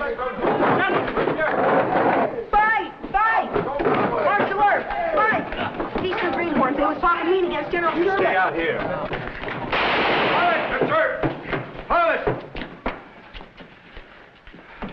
Now, who started this? I'm guilty, sir, and I confess to the strong arm of the law. And who are you? Me? Haven't you ever heard of Two-Gun Wendell of the New York Herald? Mr. Murphy, I'm surprised at you. Don't you know we don't strike members of the newspaper profession? Well, I do. He had it coming to him. You should have heard what he said about General Sherman. I don't care what he said. We don't take pokes at newspapermen. Oh, they can hit us, but we daresn't strike back. Now, you never fight a newspaper unless you own one yourself. Well, a frontier Socrates. Mind if I quote you in my paper? No, go ahead. And who are you? Yeah. I asked you your name. Take your hands off of me. All right, Hal, they're all under arrest. Put this one and this one in cells. Now, get out of here. Go on. Just a minute, gentlemen. Just a minute. Let me handle this. I, sir, am Arthur Ashburton of the New York Times. Yes, sir? I demand to know the reason for this procedure. I'm trying to keep you all alive until General Sherman gets here. Protective custody. Now, come on, get out of here. Oh, this is outrageous. Oh, no, I'll tell you this. I'll take this to the... Hal, I'll be over in the glove office. Come here. What were they saying about General Sherman?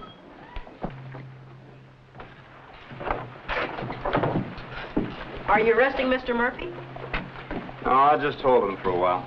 You must be on our side. I'm not on anybody's side. You don't like General Sherman? Well, I've never met the man, Link. Have you? No, sir. But I'm going to meet him today. Well, I think the general is going to be a little bit busy. But Sophie said... Hey, Sophie! Hey, Sophie, you come here. You said I could shake hands with General Sherman. Hush, Link. I haven't seen Tom, not for weeks. He's up north with General Howard. She's sweet on old Tom. Shh. We're engaged, Marshal. And I was wondering if I could get close enough to General Sherman. I mean, just a word of news. Well, I'll see what I can do, Miss Sophie.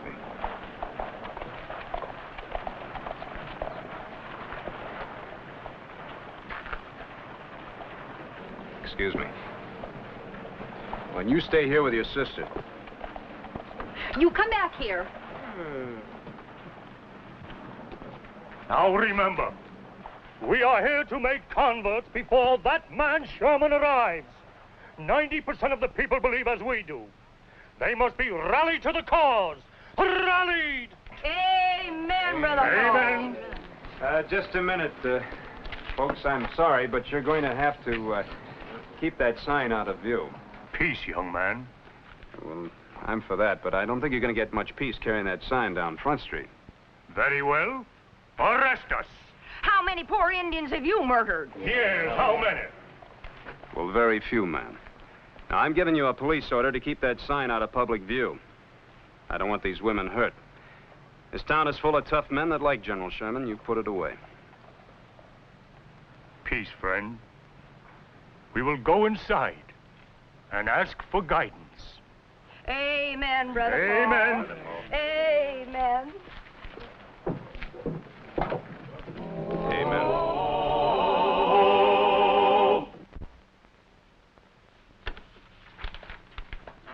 And we're putting out an extra with an editorial asking all factions to stay calm. It's a bad situation, Marshal. Indian haters, Indian lovers, professional Johnny Rebs and Yankees. I'd rather have a regular tornado hit town. I don't suppose there's any way to detour the general. Sherman, if he made up his mind to visit Hades, he'd cuss the devil right out of his path. Well, nothing much else can happen. Oh, yes, it can.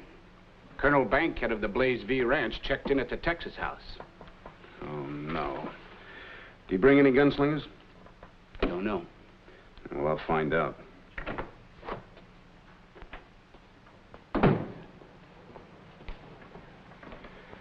Well, now, that looks better.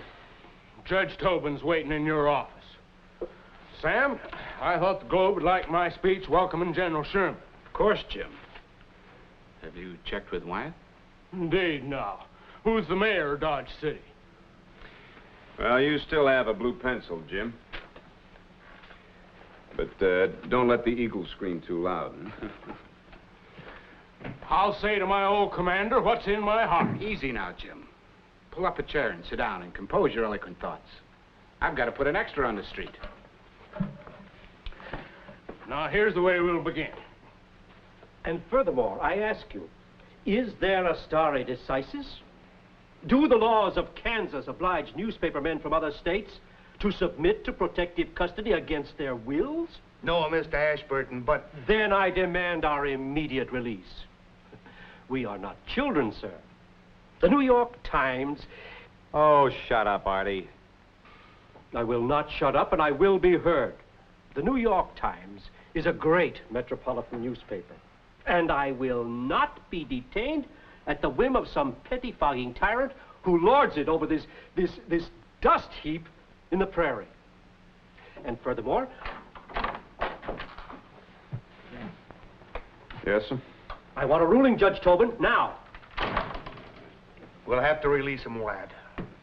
Well, I want a drink. Wait. We also expect an apology from this fellow. You won't get it. Now clear out.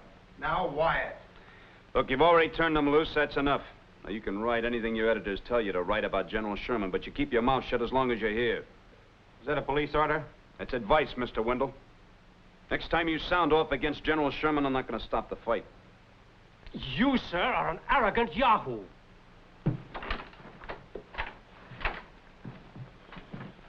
You know, we're wrong. I'm sorry. No more fights. Well, thank you, Mr. Wendell. I'll see you around, I hope. Right. You've angered the New York Times and the Chicago Tribune. Perhaps I should try to make peace with the others, huh? Why? In their present mood, they'll blast poor Sherman. Heaven knows what they'll write about Dodge City. Well, you do what you think is best, sir. All of us should feel guilty about Sherman. We blamed him for every failure Grant made in the White House. We owe Sherman. He helped us build this Western country.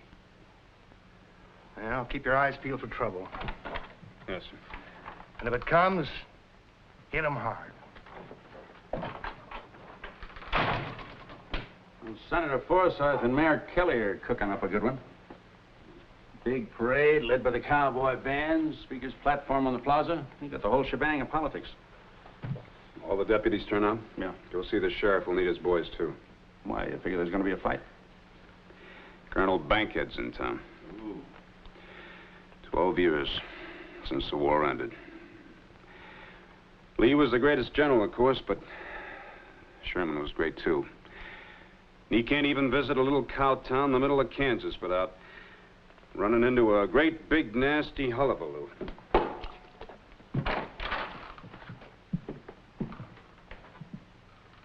And I want you men to check your guns. No use having a run-in with this man Earp until the right time comes. You just circulate around and gather some information. We need to know how many bummers old Comp Sherman is bringing with him. Then you report back to me at noon, and we'll see then what we have to do. All right. Good idea.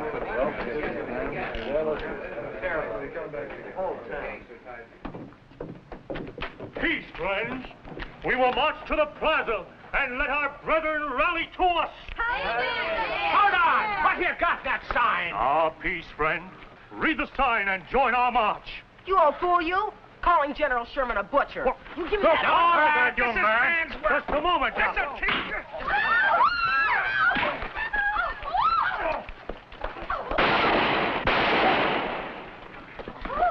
Now, you started this, Mr. Murphy. But they gotta stop calling Uncle Billy Sherman names. Just read it. I've already read it.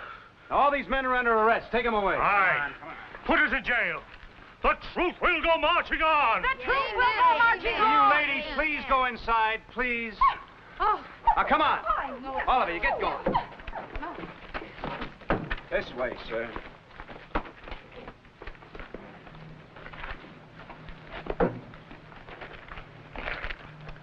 I'll make you a deal, Mr. Erb.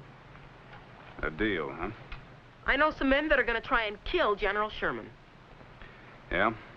I heard them talking outside the Texas house. All right, what's the deal? You fix it for me and Sophie to meet the general.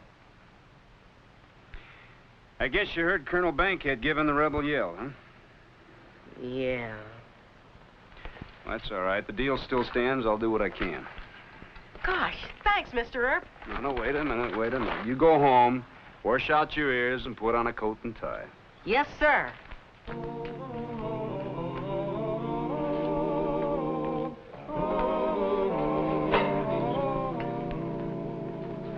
Howdy, Marshal. Join us? No, thank you. Howdy. Oh, howdy. You mind if I join you? Sit down. I don't suppose I could persuade you to show a little gratitude. And what thanks do I owe you, Mr. Erb? None. But you owe General Sherman. I owe him a bullet. When the Bloody Shirts wanted to put Mr. Davis and General Lee in prison, who stopped them? The South, sir. Grant and Sherman. They said they'd resign their commissions if the terms of the parole were violated. And who burnt Atlanta and Columbia, South Carolina? Sherman. Well, I tried.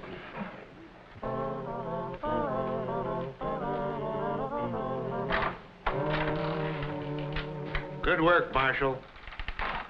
Arresting those crackpots with the sign. Yeah. What time is General Sherman expected? About 3. I figured to have a committee on the North Trace to meet the general. My suggestion is that you and the sheriff head the committee. How many soldiers does the general have with him? About 4 to 6. He uses Doherty wagons on the prairie, you know. Well, I don't like any of this. Now, what? Come on in, Mr. Bates. I want you to hear what I have to say. Something going wrong? This whole thing can turn into a big shooting match. You scared of old man Bankhead? Yes. Judge, we've got enough Union men to drive out every single Johnny Reb in an hour. Oh, now I think you're both exaggerating.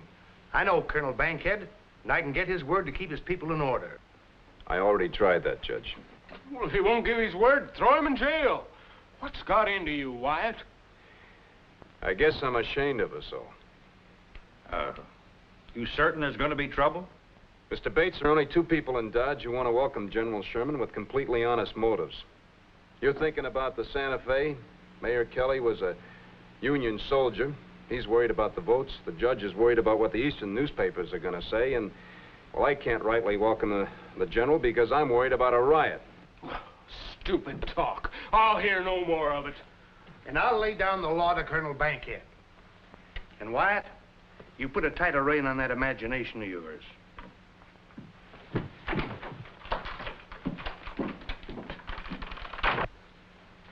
What do you want me to do, Wyatt? Well, Mr. Bates, I sure wish you'd pull the General Special train into the siding east of town. Not let the General come into Dodge at all? Well, that's up to him to decide. If he wants a hero's welcome, he can always back the train into the depot. All right. If you'll explain it to him. I wouldn't dare. I don't relish the job myself, but, well, I owe General Sherman. My two brothers served with him.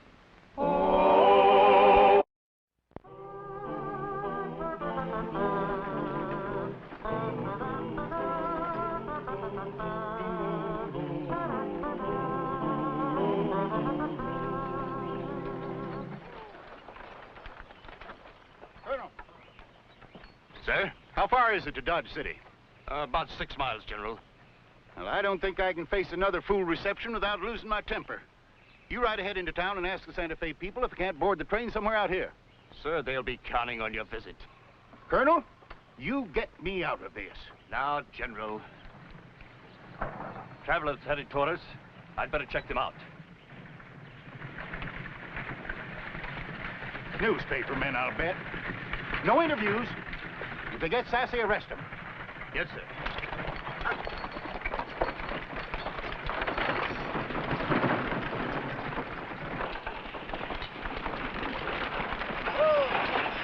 Who are you?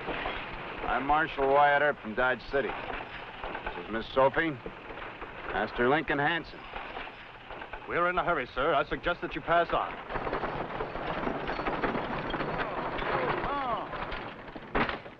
Colonel! Whoa, darn it! That's him! Link, you come back Link, here. come back here. Hello, Sonny. Don't you go into Dodge, General. There's a lot of Johnny Rebs. I know the whole story. That'll do. General, sir, I'm Marshal Wyatt Earp of Dodge City. May I present Sophie Hanson? She's worried about her young man, sir, Corporal Jones. He's in General Howard's detachment. I haven't heard from him for almost 7 weeks, General. We'll find out, miss. Colonel? Sir? Get some information from this young lady. Then we'll telegraph our people at Helena and get a report. Thank you, sir. Thank you. It's my pleasure, miss. Now then, Marshal, what's all this about Johnny Rebs? Why, I thought they surrendered, son. And I warn you, gentlemen, we're going to open fire the minute that blue-bellied killer enters this town. None of you'll be alive long enough to do that. And believe me, gentlemen, I mean what I say. The law's on our side, Colonel Bankhead. So you see, sir, the decision is up to you. Now, if you'd like to come into Dodge City, I'll need about a half an hour to disarm the Southerners. What about those friends of the American Indian? Well, I'm afraid you'll have to handle them, sir, and also the newspaper correspondents. How many welcoming speeches? Well, sir, Mayor Kelly's good for an hour. Judge Tobin another half hour. And Senator Forsyth. Link, Yes, sir? I'm not going into Dodge. What do you think would be a nice, polite excuse? Dodge ain't big enough for you, General Sherman. I'd write him a letter and tell him they're a fiddlin' little town. Link, Hanson, children should be seen and not heard. You come down from there. But the General asked me. That's right, I did. Good luck, son. Bye, General. Bye. Well, how would you put it, Marshal? well, sir, I'd even be less polite than Link. I wouldn't say anything at all. Well, I'll have to send him a telegram of regrets. You know, Chief Joseph will be rounded up pretty soon, and then the West will be opened up all the way to the Pacific. But how do you open up the human mind and spirit? Well, you pray, I guess. Keep on praying. I started that some time ago. Looks like it's going to be a long job. I hope you'll put your guns away as soon as you can, Marshal. It won't be too many years now, sir. The big country with small people, all of us. I hope our Lord will be patient.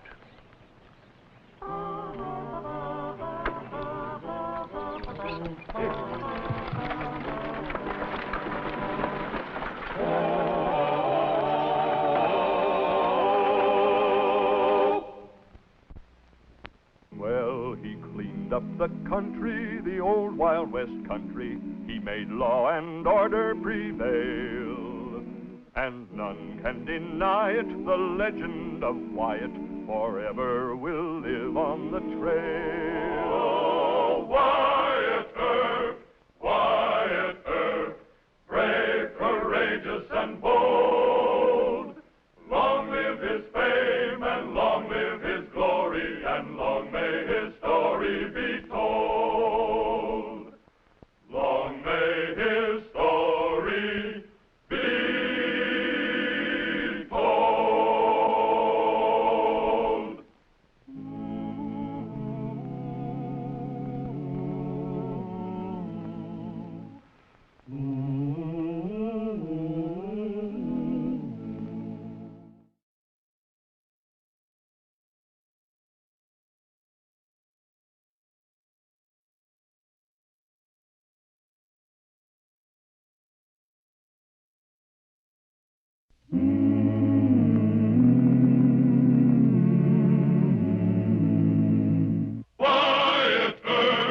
Wyatt Earp, brave, courageous, and bold. Long live his fame, and long live his glory, and long may his story be told.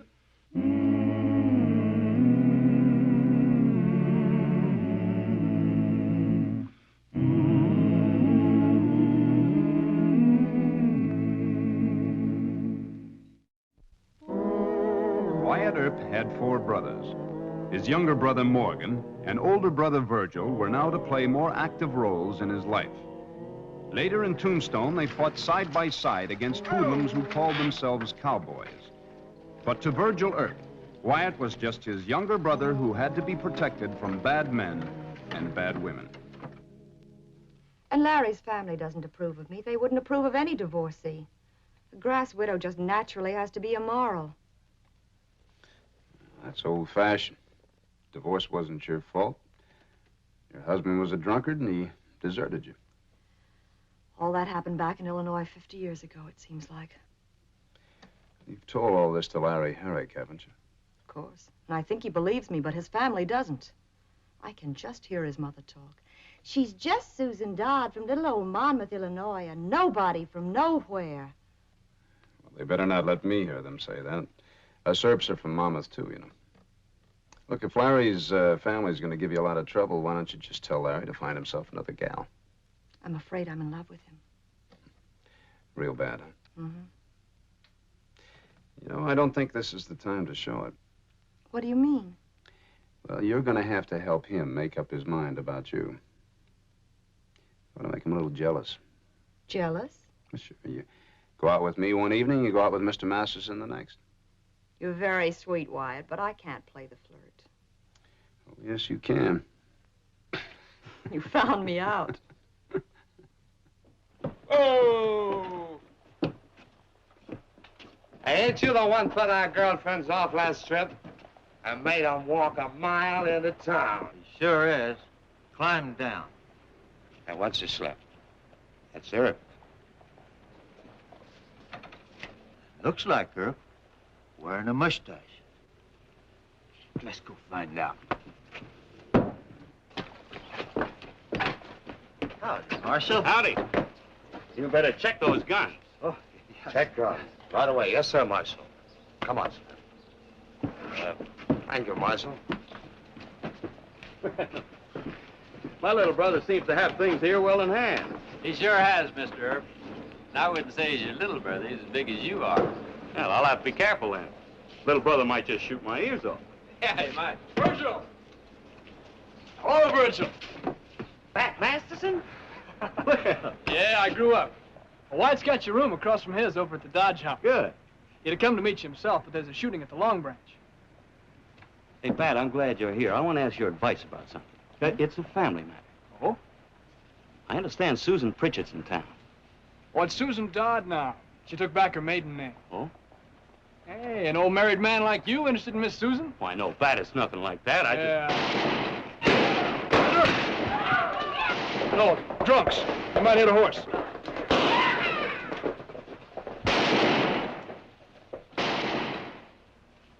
Can Wyatt make those barkeeps ration their whiskey?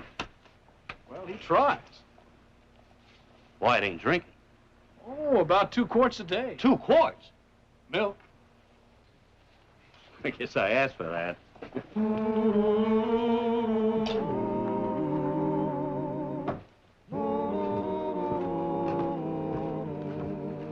Here it is, the mayor's office. Well, this is where she works, according to Larry.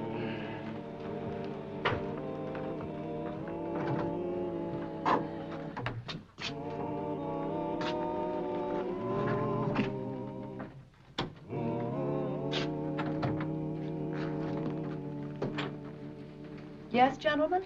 Are you Miss Susan Dodd? That's right. I'm Larry's cousin, Mel, and this is his uncle, Webb Herrick. How do you do? How do you do? Is Larry in town? No, ma'am. He's riding to the railhead. Be in town tomorrow sometime. Well, that's a relief. You both look so solemn, I thought. Won't you sit down? No, thank you. Larry just asked us to drop by and pay our respects, ma'am. And to tell you that he's in good health. Yes. In good health. You know what I think? I think Larry's folks asked you to look me over.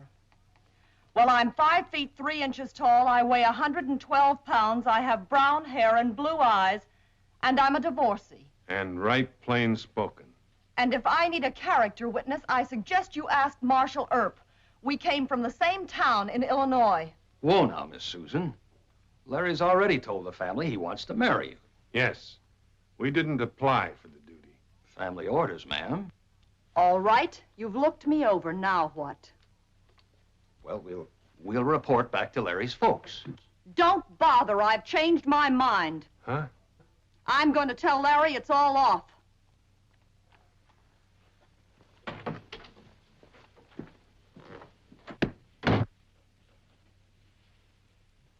I never butted into Wyatt's affairs before, but Susan did ride people in Monmouth. She was setting her cap for him. They rode our folks in San Bernardino, and, well, Mama told me off to look into this. Oh, you got it all wrong. She's engaged. Oh? Yeah, a fellow by the name of Larry Herrick. Fine Texas family. Listen, I wouldn't say anything to Wyatt if I were you. Make him sore. Saying it? I've been worrying about what to say and how to say it all the way from California. Mr. Masterson, I will buy you a drink. Wait. You wear this. That's against the law, isn't it? You're an Earp. In Dodge City, you need a gun. Life insurance.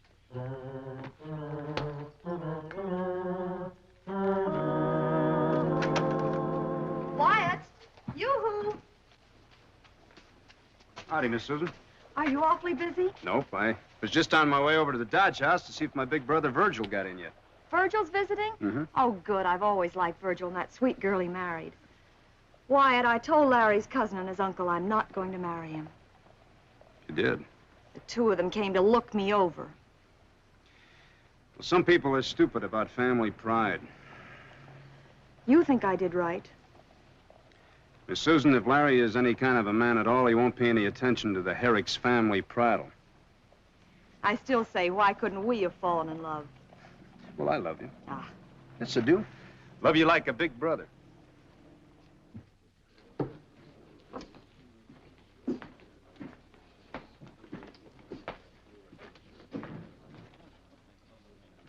The Herricks? Larry's kinfolk. Watch yourself.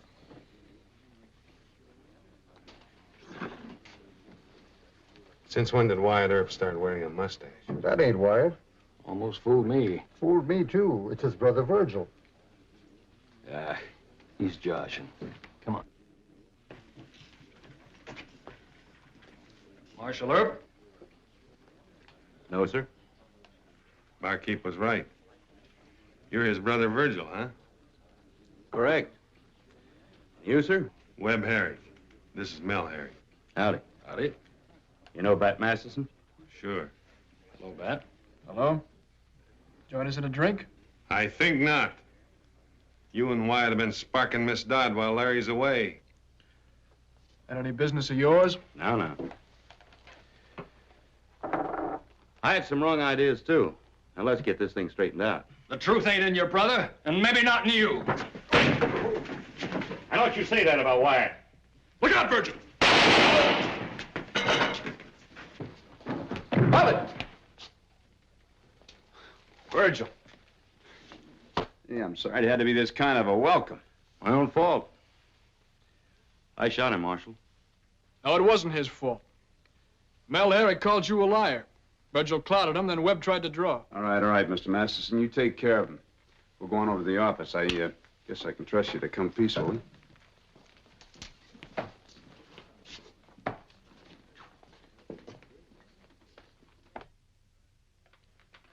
Susan tried to be a good wife to Bud Pritchett, but he hit the bottle, ran off with another woman. Now, why should Susan be punished for that? Well, you can't change public opinion overnight. But you don't have to join it. You seem mighty riled, brother. Well, of course I'm riled. Webb and Mel badgered Susan into calling off her engagement. Now, where does that leave Susan? Maybe she'd like to marry you. What? Virgil. Did the folks send you here? Well, no, Wyatt. Not exactly. See, I'm to meet Morgan in Omaha, and I just thought I'd stop by. No, you didn't. You came here to save me from a wicked girl, didn't you? I did not. Well, hang it all, Wyatt. You and Morgan are my younger brothers. Oh, we're babies, huh? Look, Wyatt, let's just call off the war, huh? You can't call off the war. You got a pass full of hotheads after us. That's my fault, I suppose. Yes, you shot Webb Herrick. Well, I was sticking up for you. That's just the point, Virgil. You don't have to stick up for me. I can fight my own fights. I'm a big boy now. Well, go ahead, marry Susan for all of me. Well, maybe I will. Now, look, Wyatt, I didn't want to come here in the first place, but Mama was crying and Dad was glum, and, well, the pressure got to be too much for me, but you go ahead and you be a big boy. Hold on, will you? Oh, you talk to the idiot. I'm through. Now, stop that. Both of you have to stop it. There's going to be a little war when Larry Herrick gets into town. You want Virgil caught in a gunfight all by his lonesome? No. Well, then tell him you're sorry. And make him a deputy marshal. A deputy? Yeah, snap out of it, Deacon. We went through the same thing when Morgan was in town. Any Europe has to wear a star when he's around you.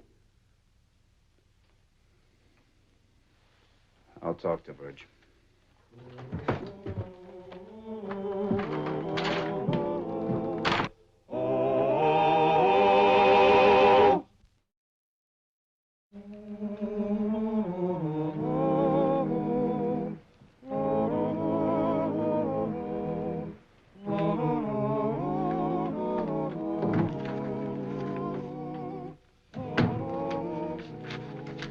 Why, Virgil Earp, Wyatt told me you were coming. Miss Susan, I'm sorry for all the trouble I caused. What's happened? Well, I had to gun a fella. Name of Herrick. Not Larry. No, his Uncle Webb. A shoulder wound. Well, that is a relief.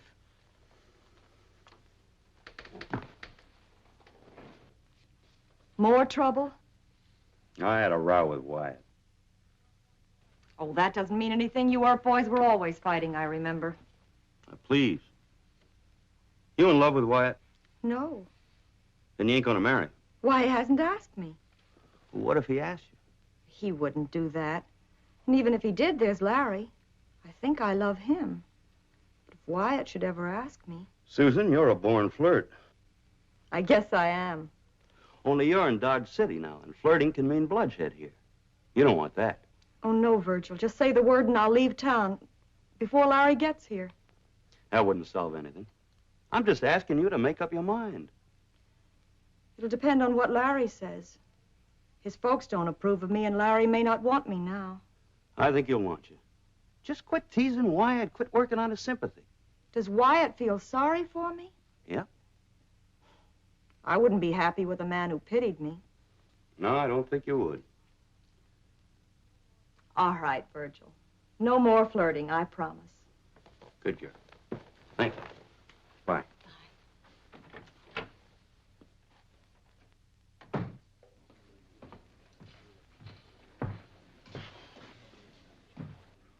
It ain't Wyatt Earp that's mixed up with her.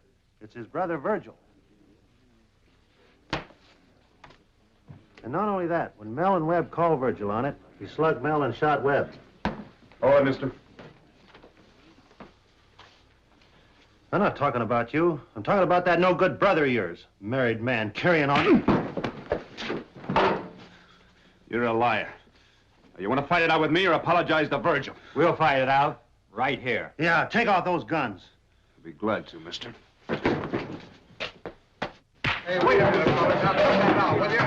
Come on. Hey, Jim, you know better than that. Get him! Get him in there! Get him in there!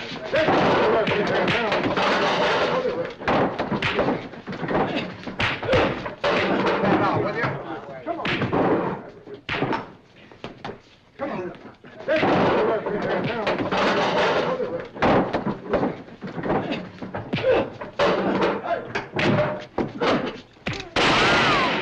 No guns.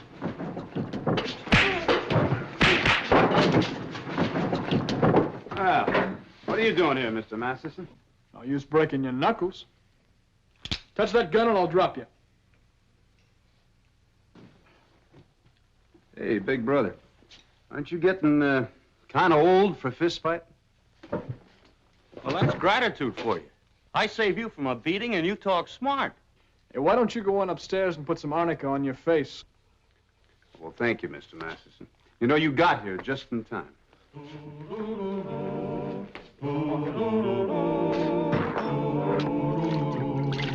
What's that fight about, anyway? Well, that blabbermouth cowhand said that a certain young lady was your girl. Susan?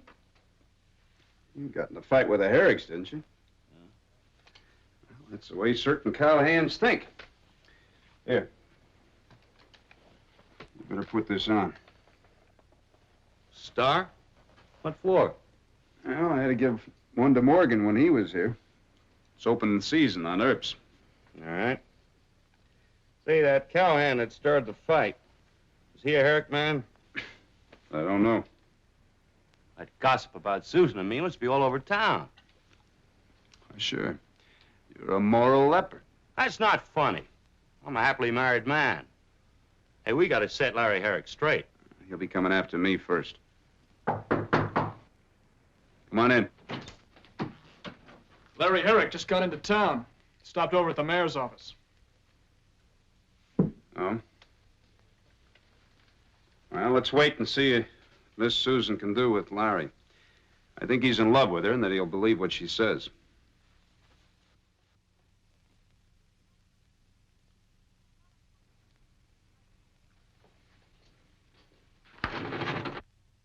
Now then, Larry, if you want to yell at me, we won't be interrupted by taxpayers. Have you been seeing Wyatt Earp? Of course. Bat Masterson? 2 or 3 times. What about Virgil Earp? I talked to him once. Did you know him back in Illinois? Oh, Larry, don't be ridiculous. The Earps are old friends, and Bat's just a kid. There have been 2 fights over you, and my Uncle Webb got his shoulder smashed. Well, they weren't fighting over me. I heard different. I heard... Oh, sure, that I'm a liar and a no-good divorcee. And your folks told you to drop me cold. Well, I've had about enough of the Herricks. Susan, honey. Don't Susan honey me. I wouldn't marry you now for $10 million. Now get out of here. Then it's true. There's another man. Yes. Who is he? That's for you to find out. Isn't Virgil Earp married? That's none of your business. Now you get out of here. I'm going to make this my business. Larry, please.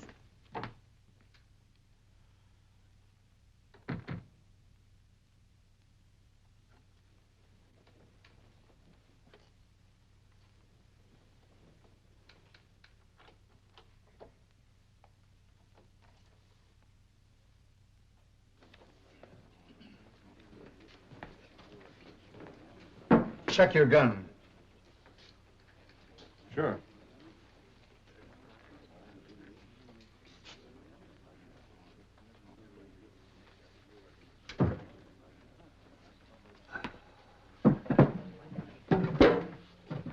Did you talk to her? It's a married one, ain't it? Virgil. She admit that? No. But the main reason I know it's Virgil, she was ashamed to call him by name. Well, anyway, you found out in time. You gun him, Larry. I'll help you. Hold on. Just sit down. I ain't satisfied it is Virgil. I'm going to ask him point blank and right to his face. We already had one fight with him, Uncle Webb. I won't be armed this time.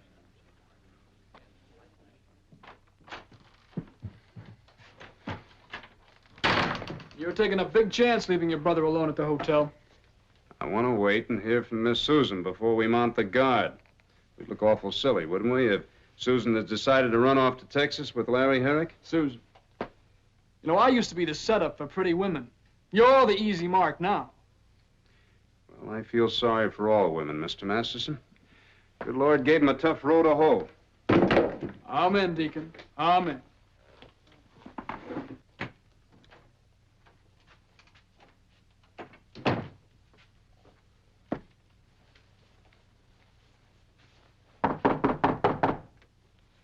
What? Webb Herrick, Mr. Earp. I'm not armed.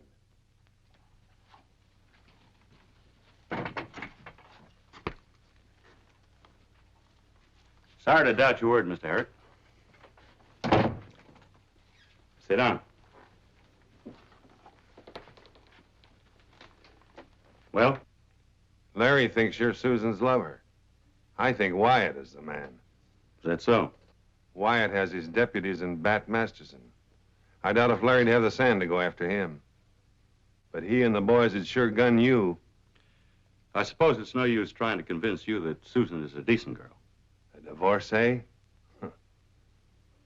I'm giving you a chance to name Wyatt. My brother is not involved with Susan. Meaning you are? Your nephew wants to gun somebody, Mr. Herrick. Then I'm his man. All right. You deserve killing.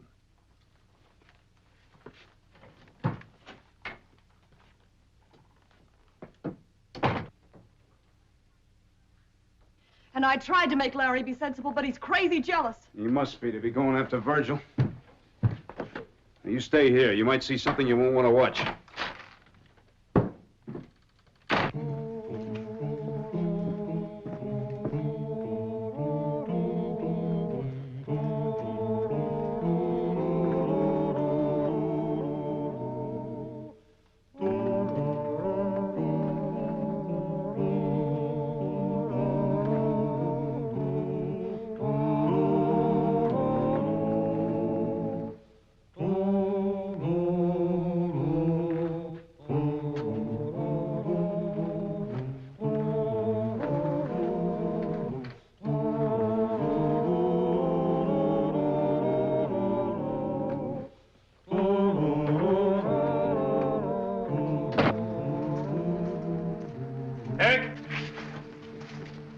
You and your men are wearing guns. Now you throw them down and make a fight. It's your brother we want. He's admitted he's the man. Wyatt, you keep out of this. Why, you...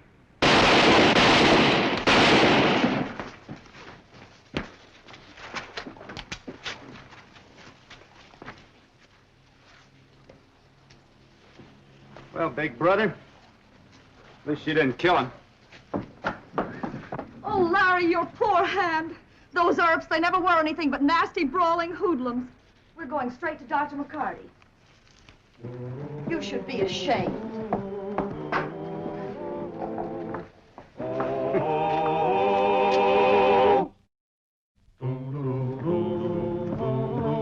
Here you go, Jonesy. You give my best to Morgan, huh? I will. Now, Wyatt, will you promise me to quit feeling sorry for women? I'll do that, big brother. And when you get to Omaha, you write Mother and tell her that I'm safe. Yeah, I'll do that. Take care, Wyatt. Right. Have a good trip. Oh, Wyatt.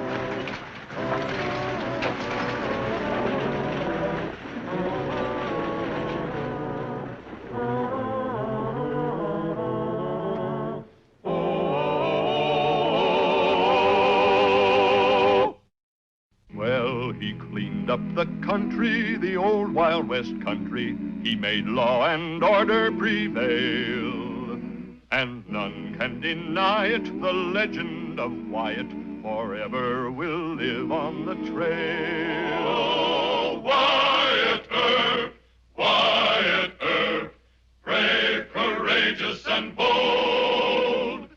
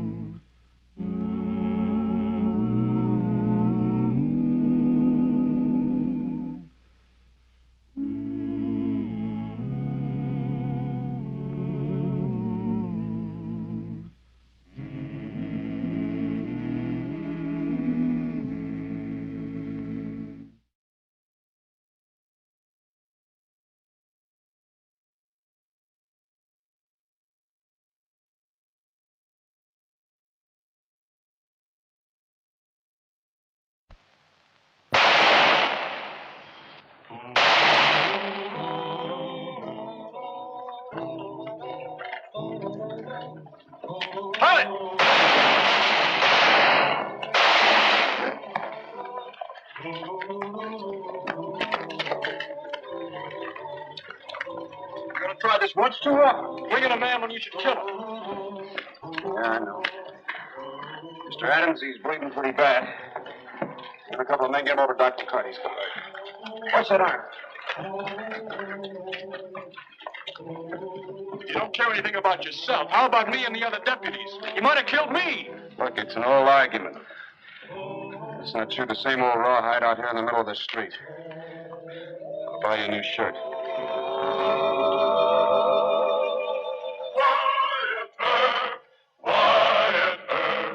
Brave, courageous, and bold. Long live his fame, and long live his glory, and long may his story be told. Marshal Earp had lived through 50 gunfights in Wichita and Dodge City without killing a man. Pat Masterson, Doc Holliday, and many other friends warned Wyatt that shooting to disable rather than to kill was quixotic nonsense. Gunfighters began to count on Wyatt's determination to spare their lives, and Bat, who was devoted to Marshal Earp, made one last attempt to change Wyatt's thinking. Now, you've been endangering your own life to an increased extent lately. Dodge City needs you. Look. Silence. I've talked this over with Judge Tobin and the council. Herewith, I am issuing you an executive order. Read it. Yes, sir. It'll save your life, Wyatt. It's not on our account. Gunslingers are making a play against you because, well, they figure the worst they're going to get is a bullet in the arm. Admit we're right now. You're half right. Half right, he says. Now, next time a hoodlum goes for a gun, you shoot to kill.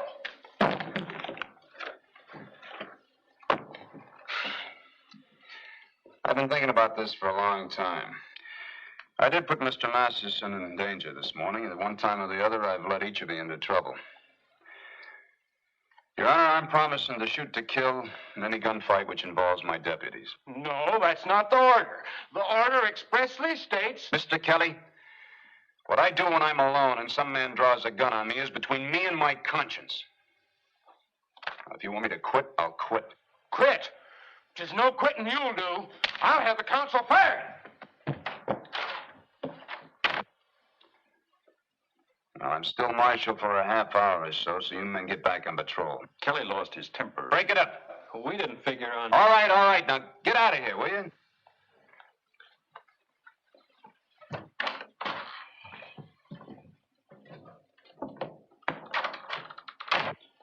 Now, what's behind all this? You want some killer to take life off your hands? You never really did explain yourself, not to any of us. I've explained it. I've explained it to all of you. When? I've said that I'm not going to kill unless it's in self-defense. I've never been absolutely certain in any gunfight that killing was necessary. Now, do I speak plain enough? No, sir, you don't. I've been in gunfights, too. It was him or me, and I knew it. Yes. You knew it was you or Sergeant King. Have I blamed you for that? No, sir. Well, that's the difference, Mr. Masterson. You were certain that you had to kill, so you shot for the heart. Well, I've never been certain in any gunfight, so I've shot to cripple. And the proof of my method is that I'm still alive, and so are a lot of men that I might have killed. Well, there'll come a time, Wyatt.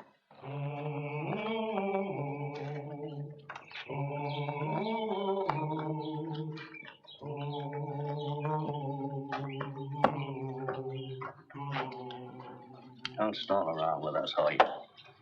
You're wanted in Texas for stealing a ranch payroll. You've been indicted for it. Take our proposition. We'll get that indictment thrown out. Gun and Wyatt Earp. Some deal. It's easy. If you miss, he'll only wound you. He hasn't killed anyone all the time he's been a peace officer. I don't know. He's counting a lot on Earp.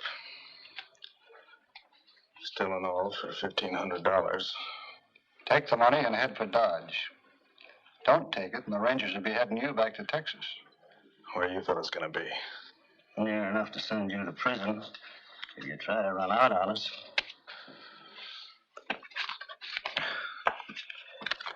Don't seem like I got much choice. How much time you allowing for the job? Would be reasonable. Gotta study Earp. Catch him alone. That's the idea. Now get started.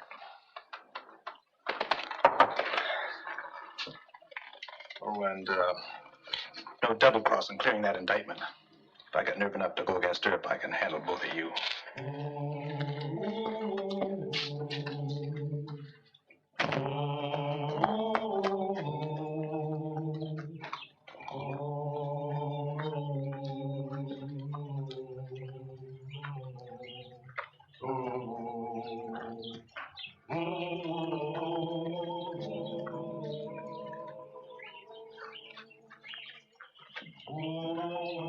Haven't you forgotten something, mister?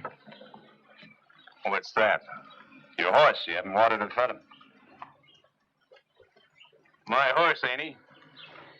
There's a law against mistreating horses. Marshal Earp must be strict. I'm Marshal Earp. Oh. Now, you've ridden that horse half to death. You go water and feed him. Yes, sir. Right away.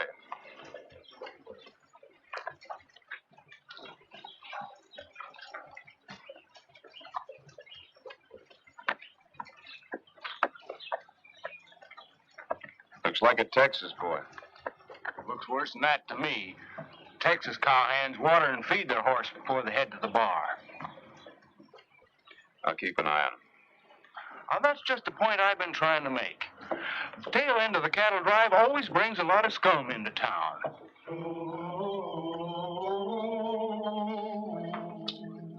Looks like we have a couple of dry glasses. Hey, bring us another bottle of champagne. Gee, you must have hit the faro games for a lot of money. I got a big cattle spread below the Cimarron. Don't need a gamble. But, girls are kind of necessary, huh? Money is necessary, too. How come you're so interested in Wyatt Earp? I'm on the town council at Langley. Our marshal quit, so we got to hire a new one. Langley couldn't pay Mr. Earp enough. Oh, not after hiring him. Just want to study his methods. Does he, ever patrol this part of town? Sure. Every night. All by himself? Sometimes. Why don't you ask Mr. Earp? He's a nice, polite fellow. Good idea. I'll do that. But in the meantime, let's drink up. And, you can tell me about your methods.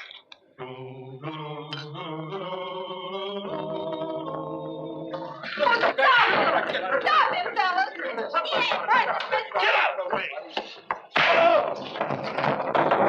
Hey, back! It's gonna get you in trouble! Back! Stop kicking. Don't be kicking.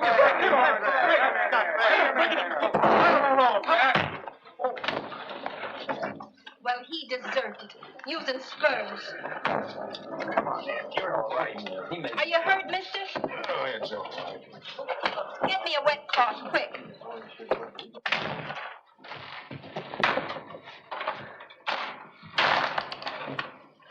Fist fight at Madigan's saloon.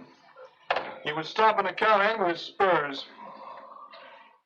I spoke to you about mistreating your horse this afternoon. We also have laws against mistreating cowhands. What's your name? John Smith. All right, lock him up. We'll see if the other man wants to prosecute. I need a doctor. Your deputy slugged me. There's a cut, pour some phenol solution on it. Yes, sir. And we'll talk you willing to doctor.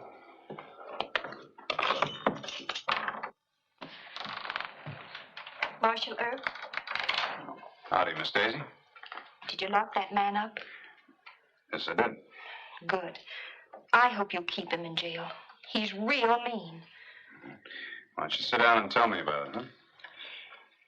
He was asking me all kinds of questions about you. I mean, where you patrolled, and if you went alone. Things like that. Go on. I think he's planning a robbery or something. But it's only a hunch, Mr. Earp. Well, thank you for the tip. You ought to keep that man in jail. He's a killer. Well, we'll run the posters on him. You going back to Madigan's saloon?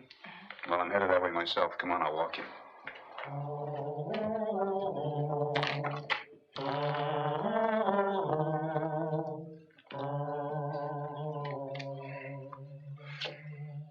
Just because Mr. Larkin didn't prosecute, don't act so cocky. Thanks for the kind advice. It's not advice. It's a warning. I think you're on the run, Mr. John Smith. We didn't find any poster on you, but one may come along. If I were you, I'd get out of Dodge. Any law says I gotta listen to your guff. Well, you got 2 fish and you got 2 guns. You can make it a fight either way. Later.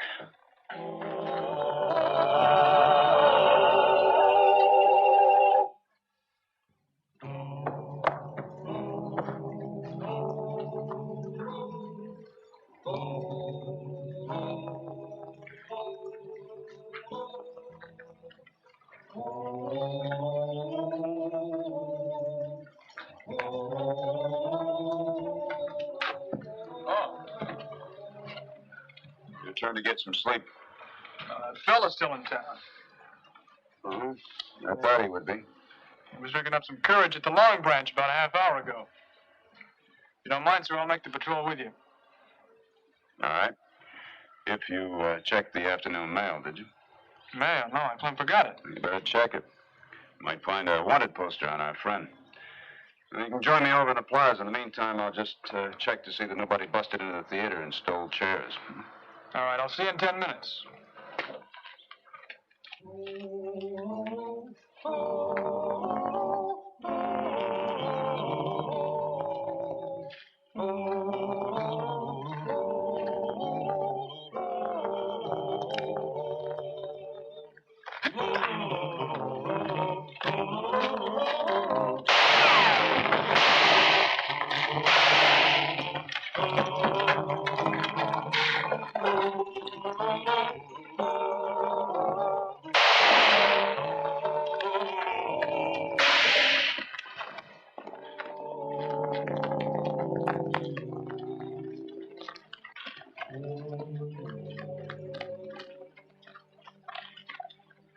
Is it in the lung?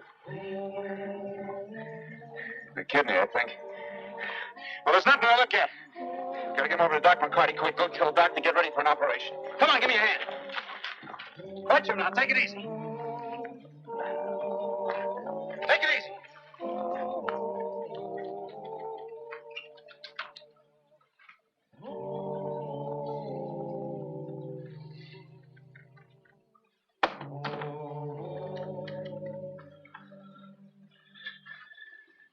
All right, your real name is George Hoyt.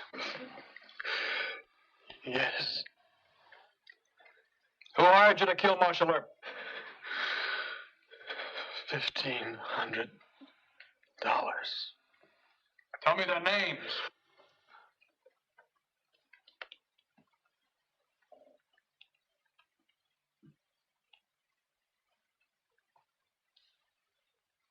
He's dead. Dead? No, he's faking. You tell me.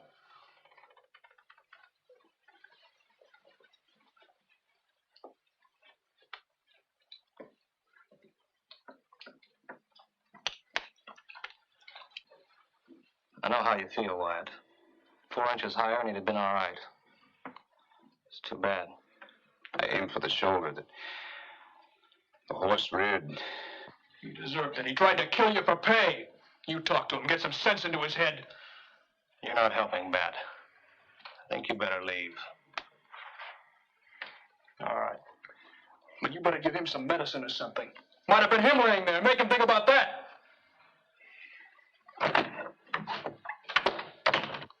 Well, there's a fight with guns. Someone's likely to get killed. You've been lucky, Wyatt. And foolish, too. I patched up many men who tried to kill you.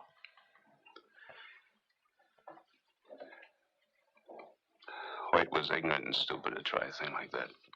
Gunfighters are all ignorant and stupid. But human beings, Doc. With innocent folks who love them. It just wasn't necessary. I could have chased him on horseback, caught him and put him in jail. This was an accident, Wyatt. But sooner or later, you're going to have to shoot to kill. Deliberately. You know that. I guess so. Wyatt, people die in my care. Most of them were beyond medical help. A few may have died because they didn't have the drugs or instruments in hand to save them. But I do my best. Yeah. Every doctor has to harden himself to death. If he can't, he should quit medicine.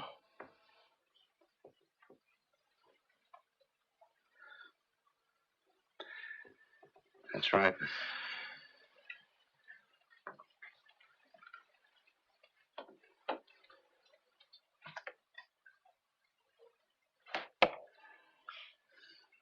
Thank you, Doc.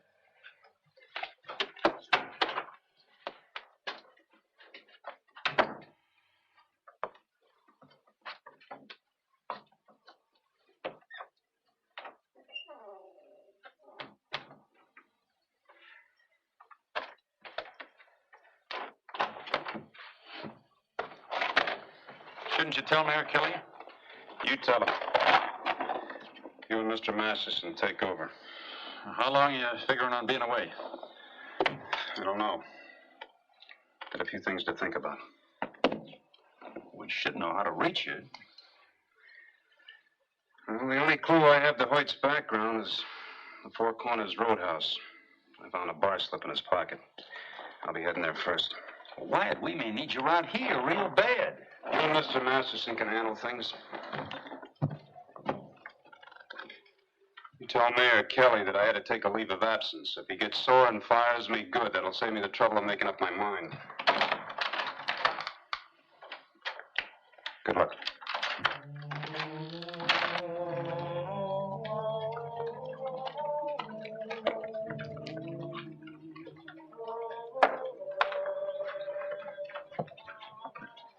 Herb leaving town? He's packed heavy for the trail, Mr. Leonard. Killed a Texan. So now he's scared. Pete, you better go tell the Big T outfit they're camped west of Fort Dodge, about 2 miles. Okay. Tomorrow'll be a busy day. Herb can do without Dodge, but I don't think this town will get along so well without Herb.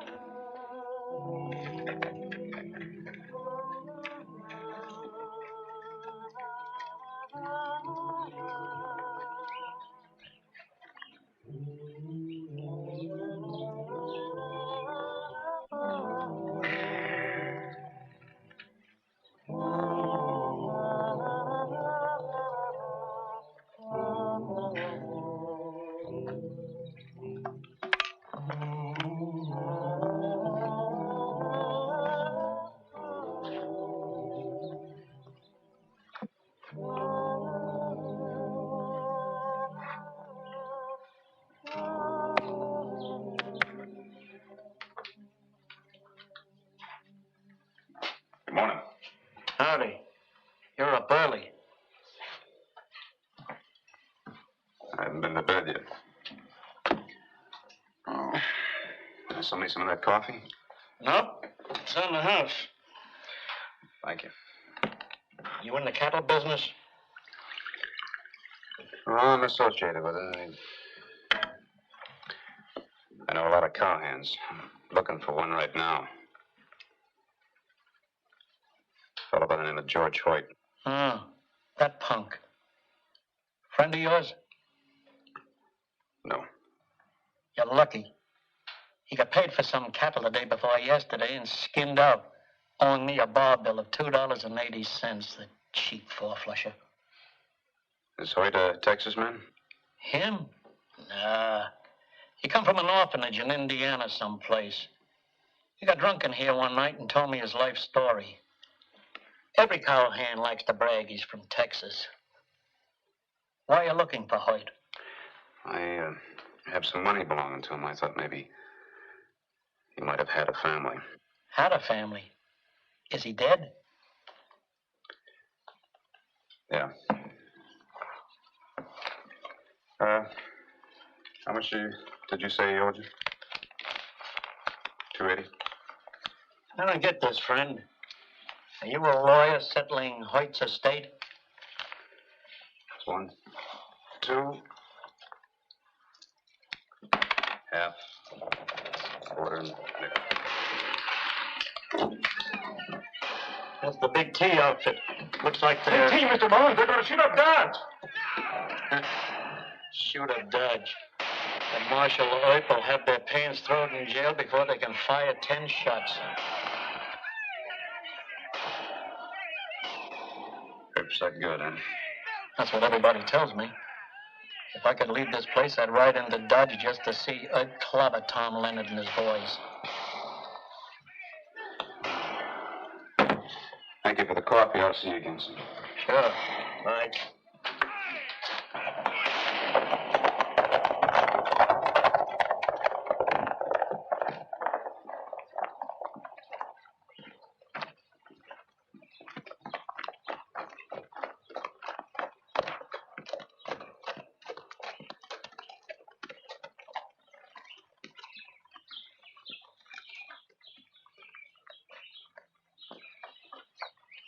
I suppose Mr. Kelly sent you, huh? Yes, sir. There's going to be trouble in town. You shouldn't have left Mr. Masterson. He'll need you. Now go on and get back there. No, sir, not without you. I'm tired, Hal. I'm sick and tired. I know, White. We all are. It's no good job being a walking target every day, but me, I hate to get out of bed in the morning. Sometimes I have to smoke before I reach for my gun belt.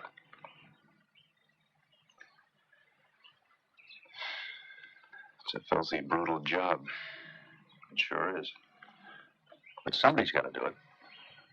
You know, Bat, he'll lose his temper. So will Kelly. He'll get boxed in some tight corner. There's going to be quite a few burials in town tomorrow.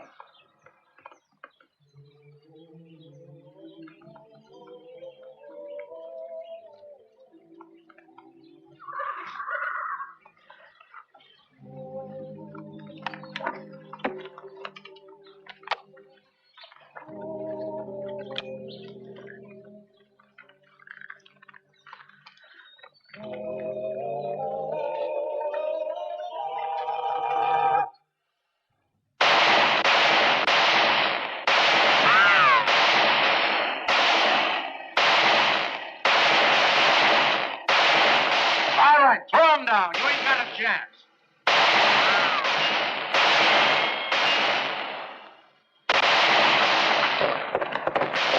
Watch your light! Watch your light!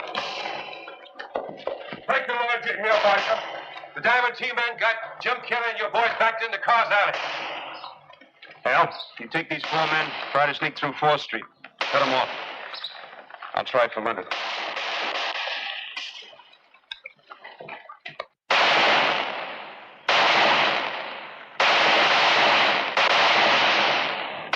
Sniping at him. I'm going to hit him from the window. I want Kelly and Masterson, and the others will quit. I'll let them have it.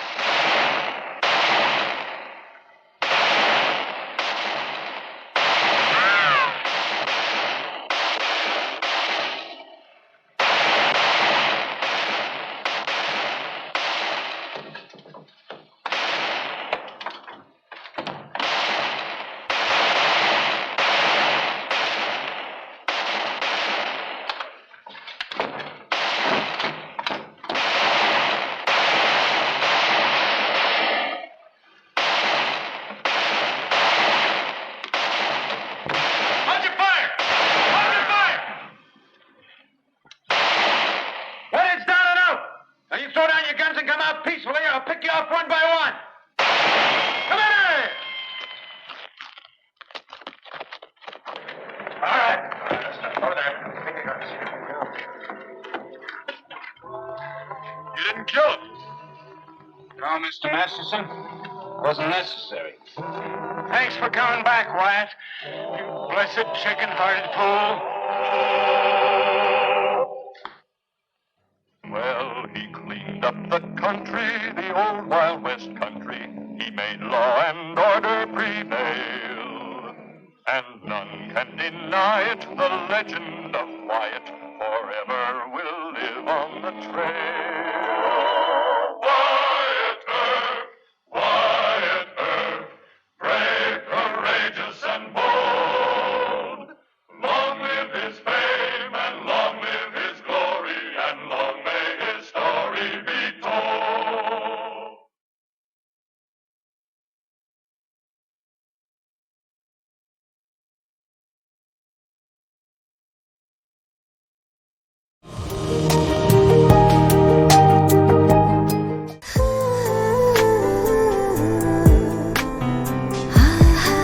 আপনি কিন্তু দেখতে যথেষ্ট সুন্দরী একজন মানুষ, দেখতে বেশ romantic, যেন শেক্সপিয়ারের নাটকের কোনো নায়িকার মতো। ভেবেছিলাম, কিন্তু আপনি তো পুরোটাই মর্মান্তিক। যে কোনো মানুষ আপনাকে দেখে মর্মাহত হতে পারে।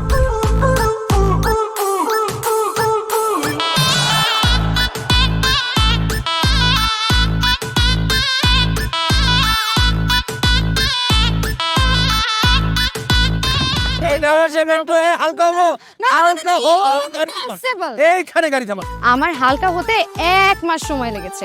আপনার 1 মাস সময় লাগে? আমার হালকা হতে তো 1 মিনিট লাগে।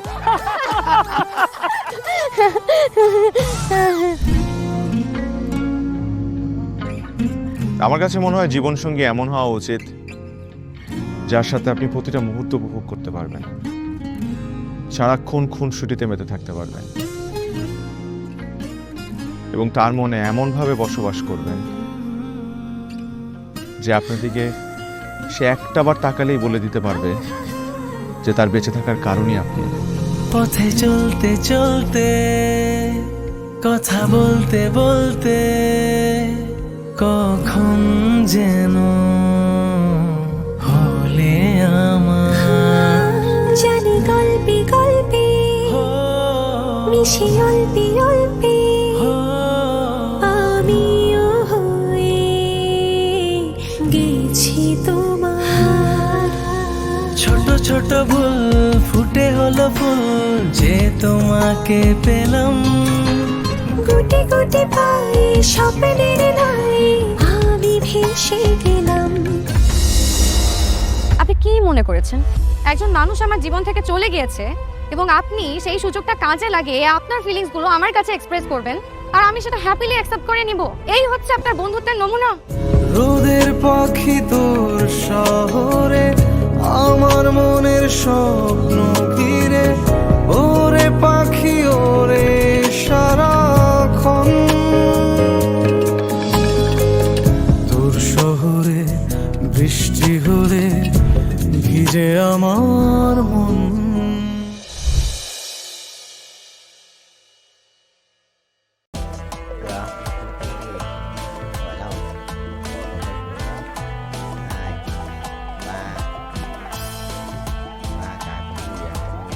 Diện Bình bao nhiêu? 5M. Ủa 50%. 35M.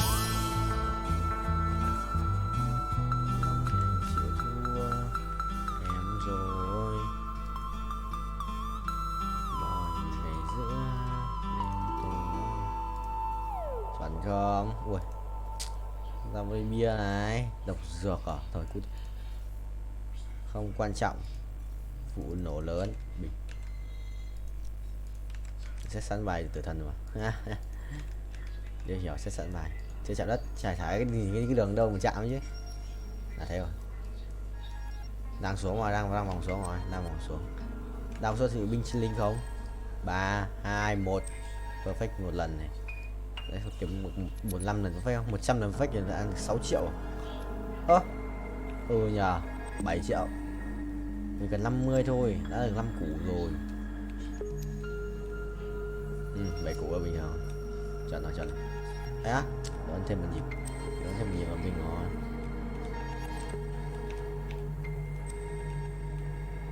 Để chỉnh, để chỉnh, để chỉnh. Để chỉnh, để chỉnh. Để chỉnh. Ok. Không được. Không ngã.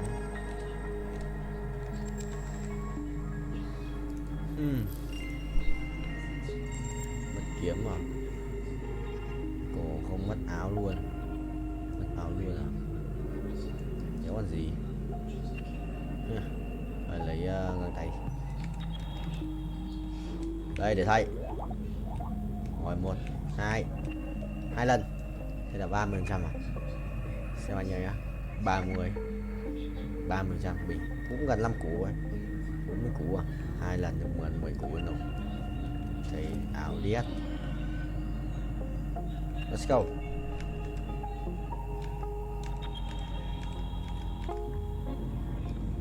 There you go.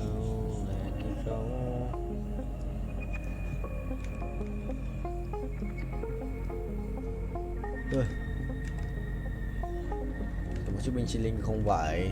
Bánh 7 láp à?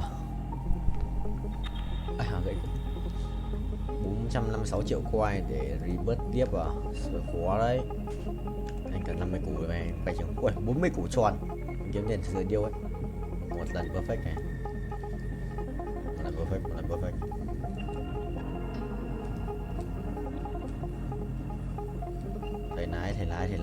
Thầy lái. ভালোবাসা সুন্দর, ভালোবাসাও সুন্দর। মানুষ নিজের অজান্তেই ভালোবেসে ফেলে।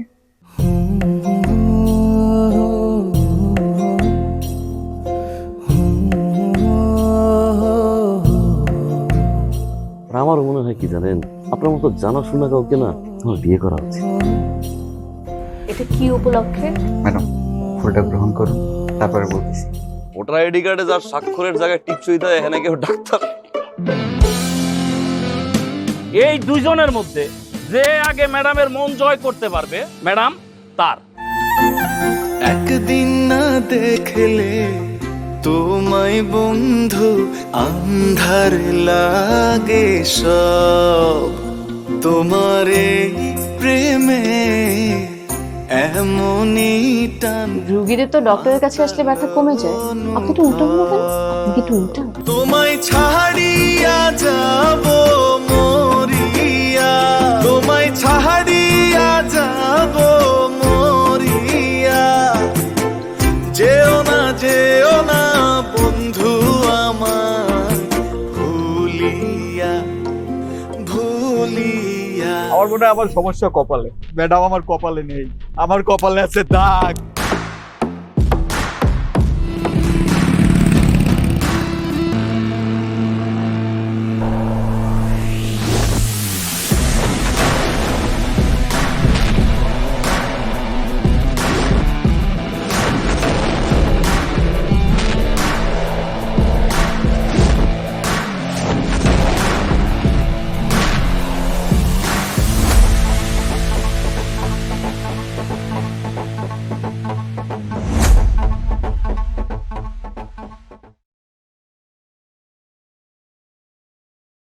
May mắn rồi nè, điện từ bao nhiêu quay được người không? Phải có may mắn cơ mới thích lâu.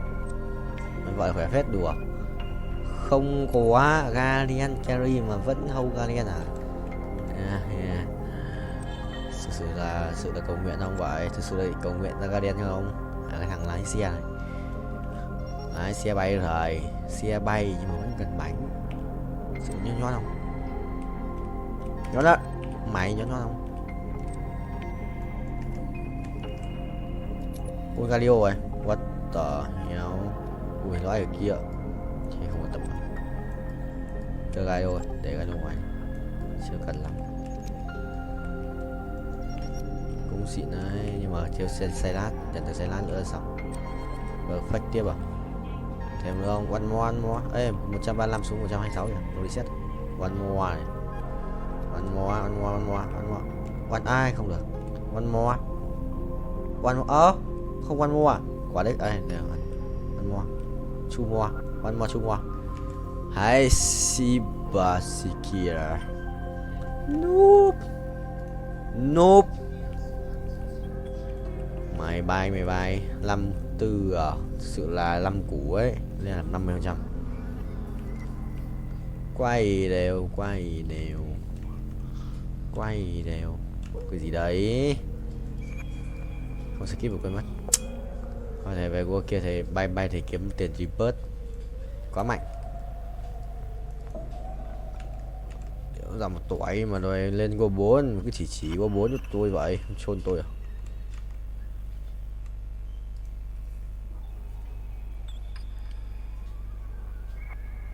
Vẫn thắng à? Sự bay tỷ vong. Anh ác quỷ rồi, hóa ác quỷ rồi. Từ ngày em đi anh hóa thành ác quỷ Ride ở Car Simulator. 22 củ à? Anh sẽ bay được tầm 400 củ, 450 thì mới lên cấp tiếp theo được. Sợ bình chi linh ấy. Nhanh mà nhẹn, ui bay nhanh đét, tốc độ sự vua.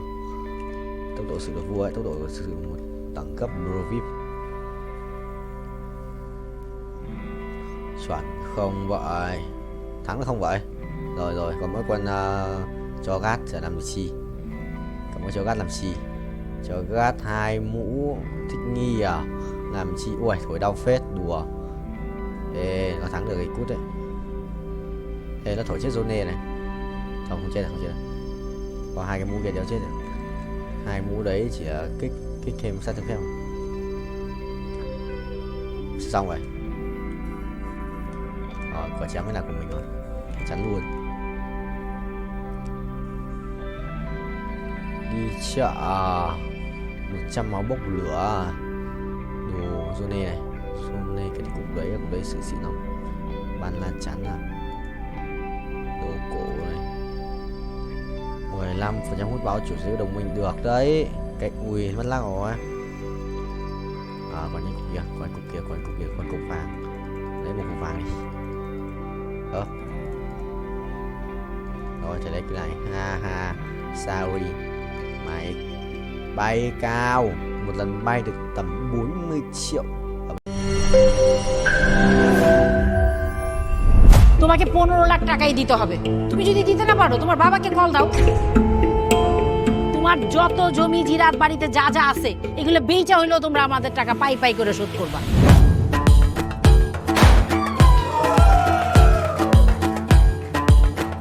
একটা ব্যাপার কি খেয়াল করছো? শহরে কিন্তু দুইটা রূপ, রাতের এক রূপ, দিনের আর এক। বেঁধেছি ঘর হৃদয়ের পর গাঢ় সবুজ ওই গহীন বনে। আরে ব্রো, সবসময় চিল থাকতে হবে, কিচ্ছু মাথায় নেওয়া যাবে না। ভালোবাসা হচ্ছে একজন আরেকজনের উপর ভরসা করে একজন আরেকজনের হাতের উপর হাত রেখে এই জীবনটা কাটিয়ে দেয়া। কিছু মানুষ এই রাত জেগে থাকে আর টাকার বিনিময়ে সুখ খোঁজে। বসুন। এখন তো সিরিয়াস হওয়া উচিত, তাই না? আমি তো কোথাও যাচ্ছি না পার্টি করতে। তুমি কেন যাচ্ছ? কেন বন্ধ করতে পারতেছো না বলো তো?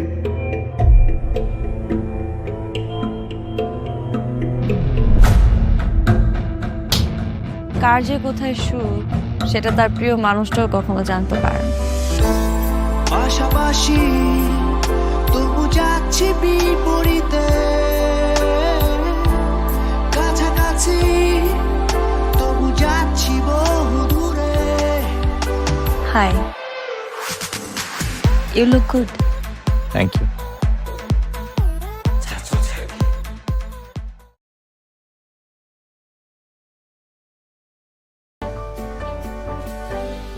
Lắp bằng số phát chết át thì mày qua là bạn nhóc giờ chưa? Mày đi, mày đi, bố thắng đi gì? Đây rồi, đến được giao dòng rồi, có kiếm đồ xanh. Tốc độ cao vậy thôi, 130.000 quay thì số tốc độ cao lắm. Khiếp 3 thằng tốc độ cao đua nhau à? Anh sắp dừng rồi, anh sắp đến giới hạn. Tật quỷ đây. Đua nhau rồi chứ nhỉ? Sao nó bị nhường lên nhỉ? Đấy 415 này, lục mới à? 20 này, rồi new record. Bảo mà tận 430 quay. Lục mới tận 430 sử có ai vượt qua được. Có tiền à? Đây, add 2. Rồi đây.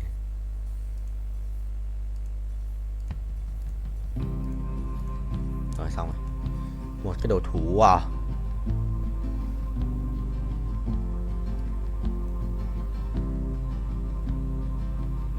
Rồi thủ tượng đi. Đâu có đồ. Thế rồi. Hết rồi. Chi cái xa này. Kéo dài. Là còn ý đây cút lắm ạ. Rồi. Không phải thằng này. Ý đây cầm cái cút. Thằng một con là 2 ạ. Ad 2 không sao. Vừa đây ad 1 sợ đi ad. Thằng Oan gửi đồ. Không sao, mình có hai bên 2 thú tượng mà. Ui, xét nhảy được ấy nhở? Xét 1 ạ. Hỏng rồi, thua thì đéo không được. Xét vẫn sống mà. Đéo hiểu. Rồi, mình sợ gặp thằng này cút luôn quá. Nếu mà giết được nó gặp nó chắc cút luôn. Khỏe đi. Chịu rồi. Đánh vài năm, đánh vài xong đấu trong đấu Long Vương. Sữa khỏe vãi, anh đéo đánh được. Anh cảm thấy anh thua luôn. Đi lao 3 hoặc là set 2 thì còn có cơ hội. Thấy đó thật. Rồi cộng 10 perfect cho tao.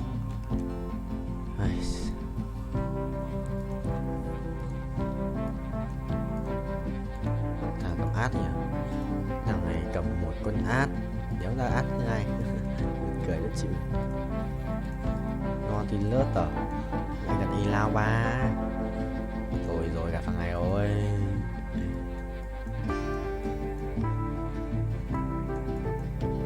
Gặp thằng ấy rồi. Kệ đi. Thôi anh bay tiếp, anh không quan tâm. Không quan trọng vụ nổ lớn. Đi đây kìa, sợ vãi. Ê thằng đi xin xuống đây đấy. Rồi xong rồi, thua rồi. Đi rồi. Đi xin xuống.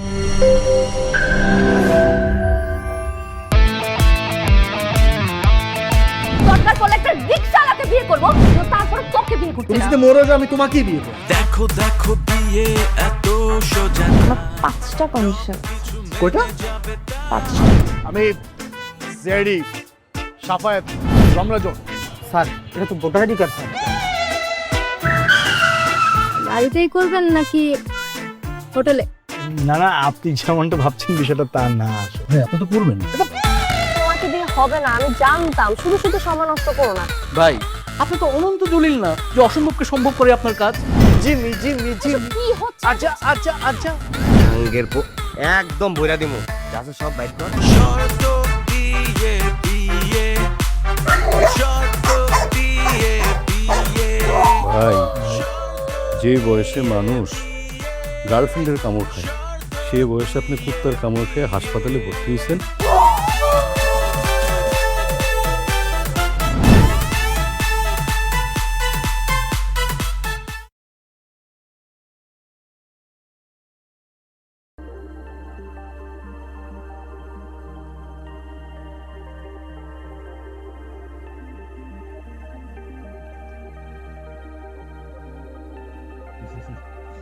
Chọn không phải Buli.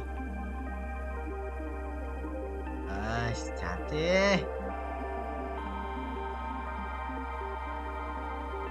Ra đen này là cái giọt nước mắt em đã rơi vì ai đâu. Cảm ơn visa đen mà hôm qua anh bảo cảm ơn visa đen. Mày mà thấy mai cảm ơn visa đen.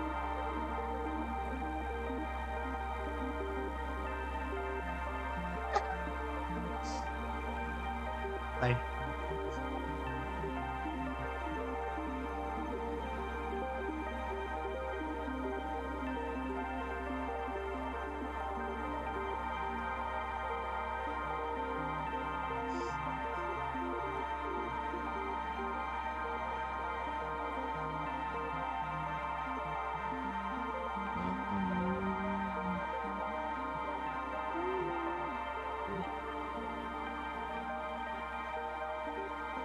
Đây mày chồng. Không. Mình nghe không được.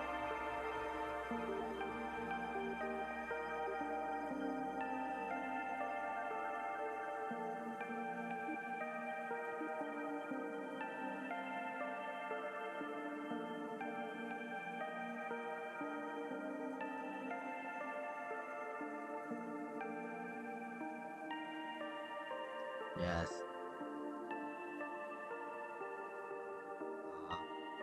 Mọi người nghe các bạn nói à? Các bạn bàn chuyện vui quá thì em mở một đây sao? On đâu đâu on à? Quá. Bên này đi, chán quá, bóng mất máu. Ok. Keep silent. Keep silent.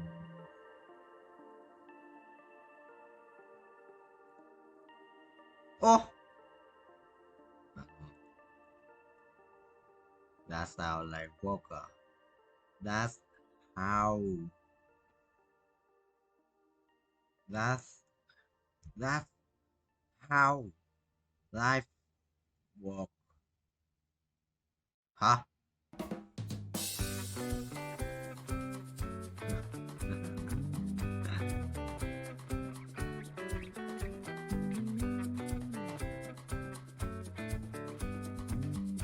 Cờ lụa à?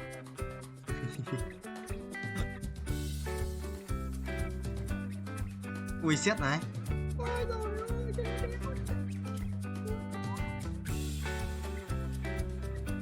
Yes, đi vâng. Xét này ta xét rồi. Xong, xong. Với cặp bách được mày không? Em đang mua thả 16 máu á. 16 máu.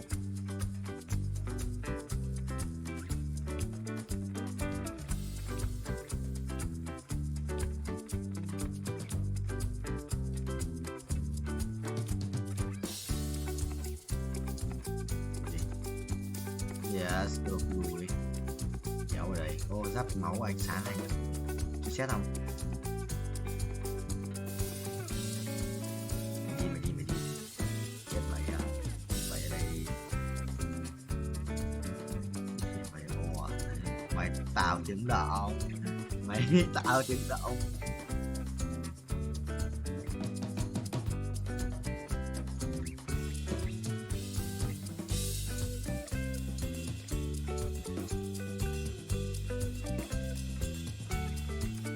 Lắp cái gì rồi.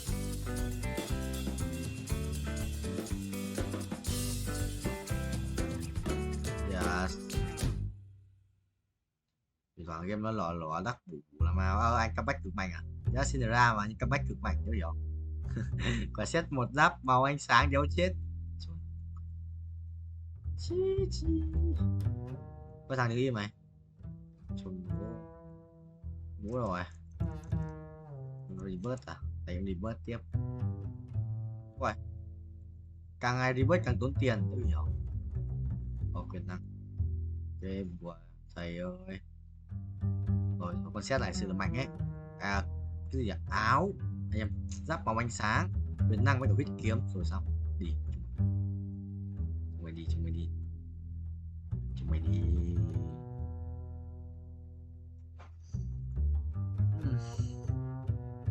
Để phát chết hết bộ này không? Đồ xịn điết. Set 1 thôi, set 2 thử chết hết đấy. Bế luôn con đấy. Mày đi. Đầu điên. Có set quỷ điên. Con Ken làm giáo nguy cơ. Thôi thua. Thua không? Đéo thua. Thua. Một chết. 5 máu giờ chết. Phải chưa thì cũng rồi. 8 cái đập quân acid. 36 chơi được. Đó là quan này. Mua ra xét này. Quan này.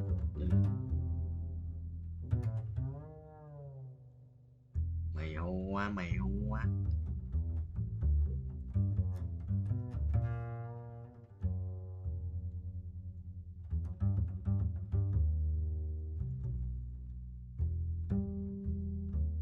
Đó là gì à?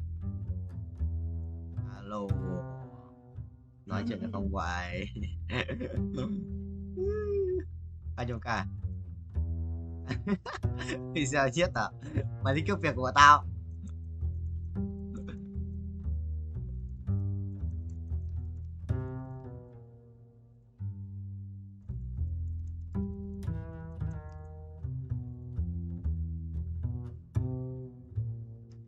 Về auto bro. Cốt rồi, vẫn tua.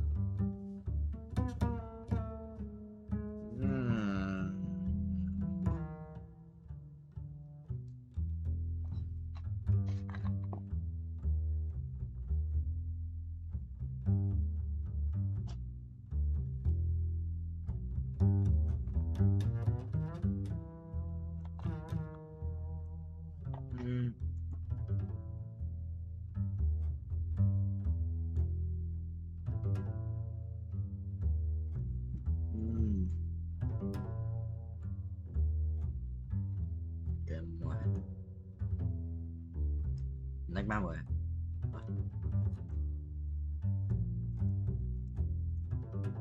Rồi heo. Chán rồi. Chán rồi.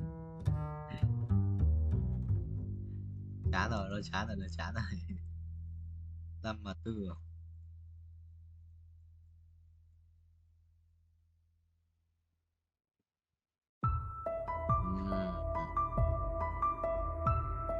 mà hết. Chắc là hết một lúc rồi, hết một lúc chúng chán rồi.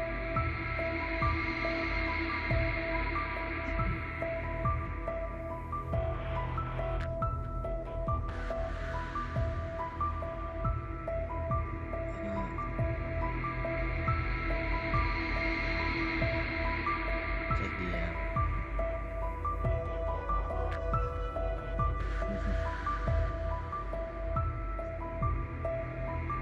giờ đâu giờ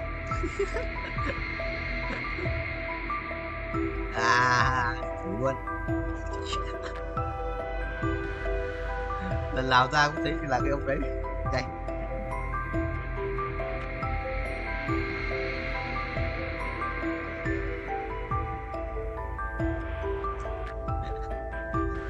Cho ăn cơm.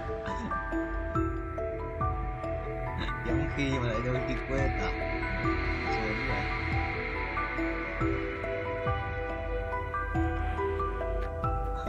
Không.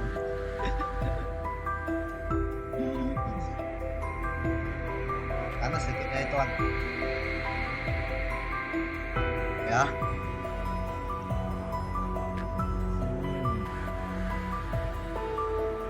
Ở chưa? Sao? Có sự kiện toàn phải yếu à?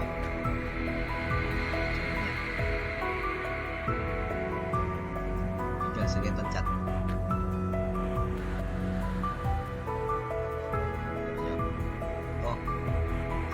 Yếu xử lý. Sự thảm bắn ra chỉ yếu xử lý. Quốc.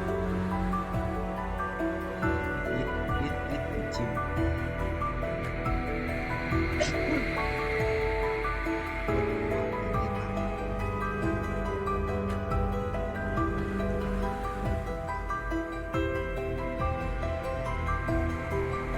Sai mắt. Không bình thường mày đâu. Không bình thường mày đâu.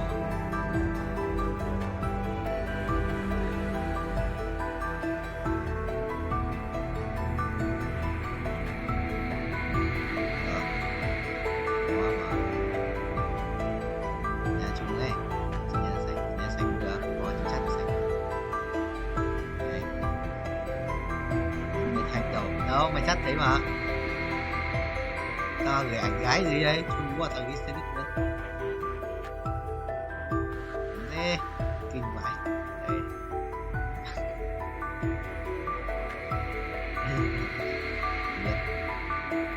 Không biết đỏ cường mình. Mình nghỉ trên đâu ấy. In vai luôn ở đây được không? Mình có được in vai không? Được.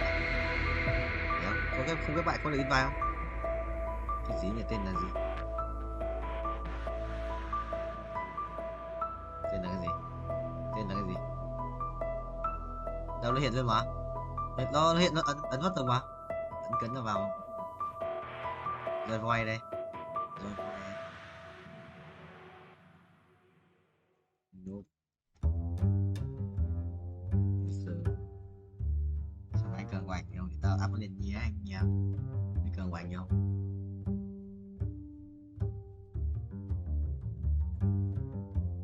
Nhớ ảnh gì đâu, mấy nói trước nhớ ảnh gì đâu. À, sợ lắm.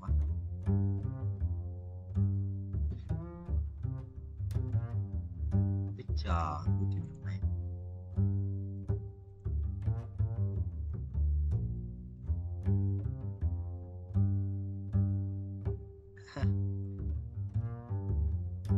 Siêu cấp tham nhũng.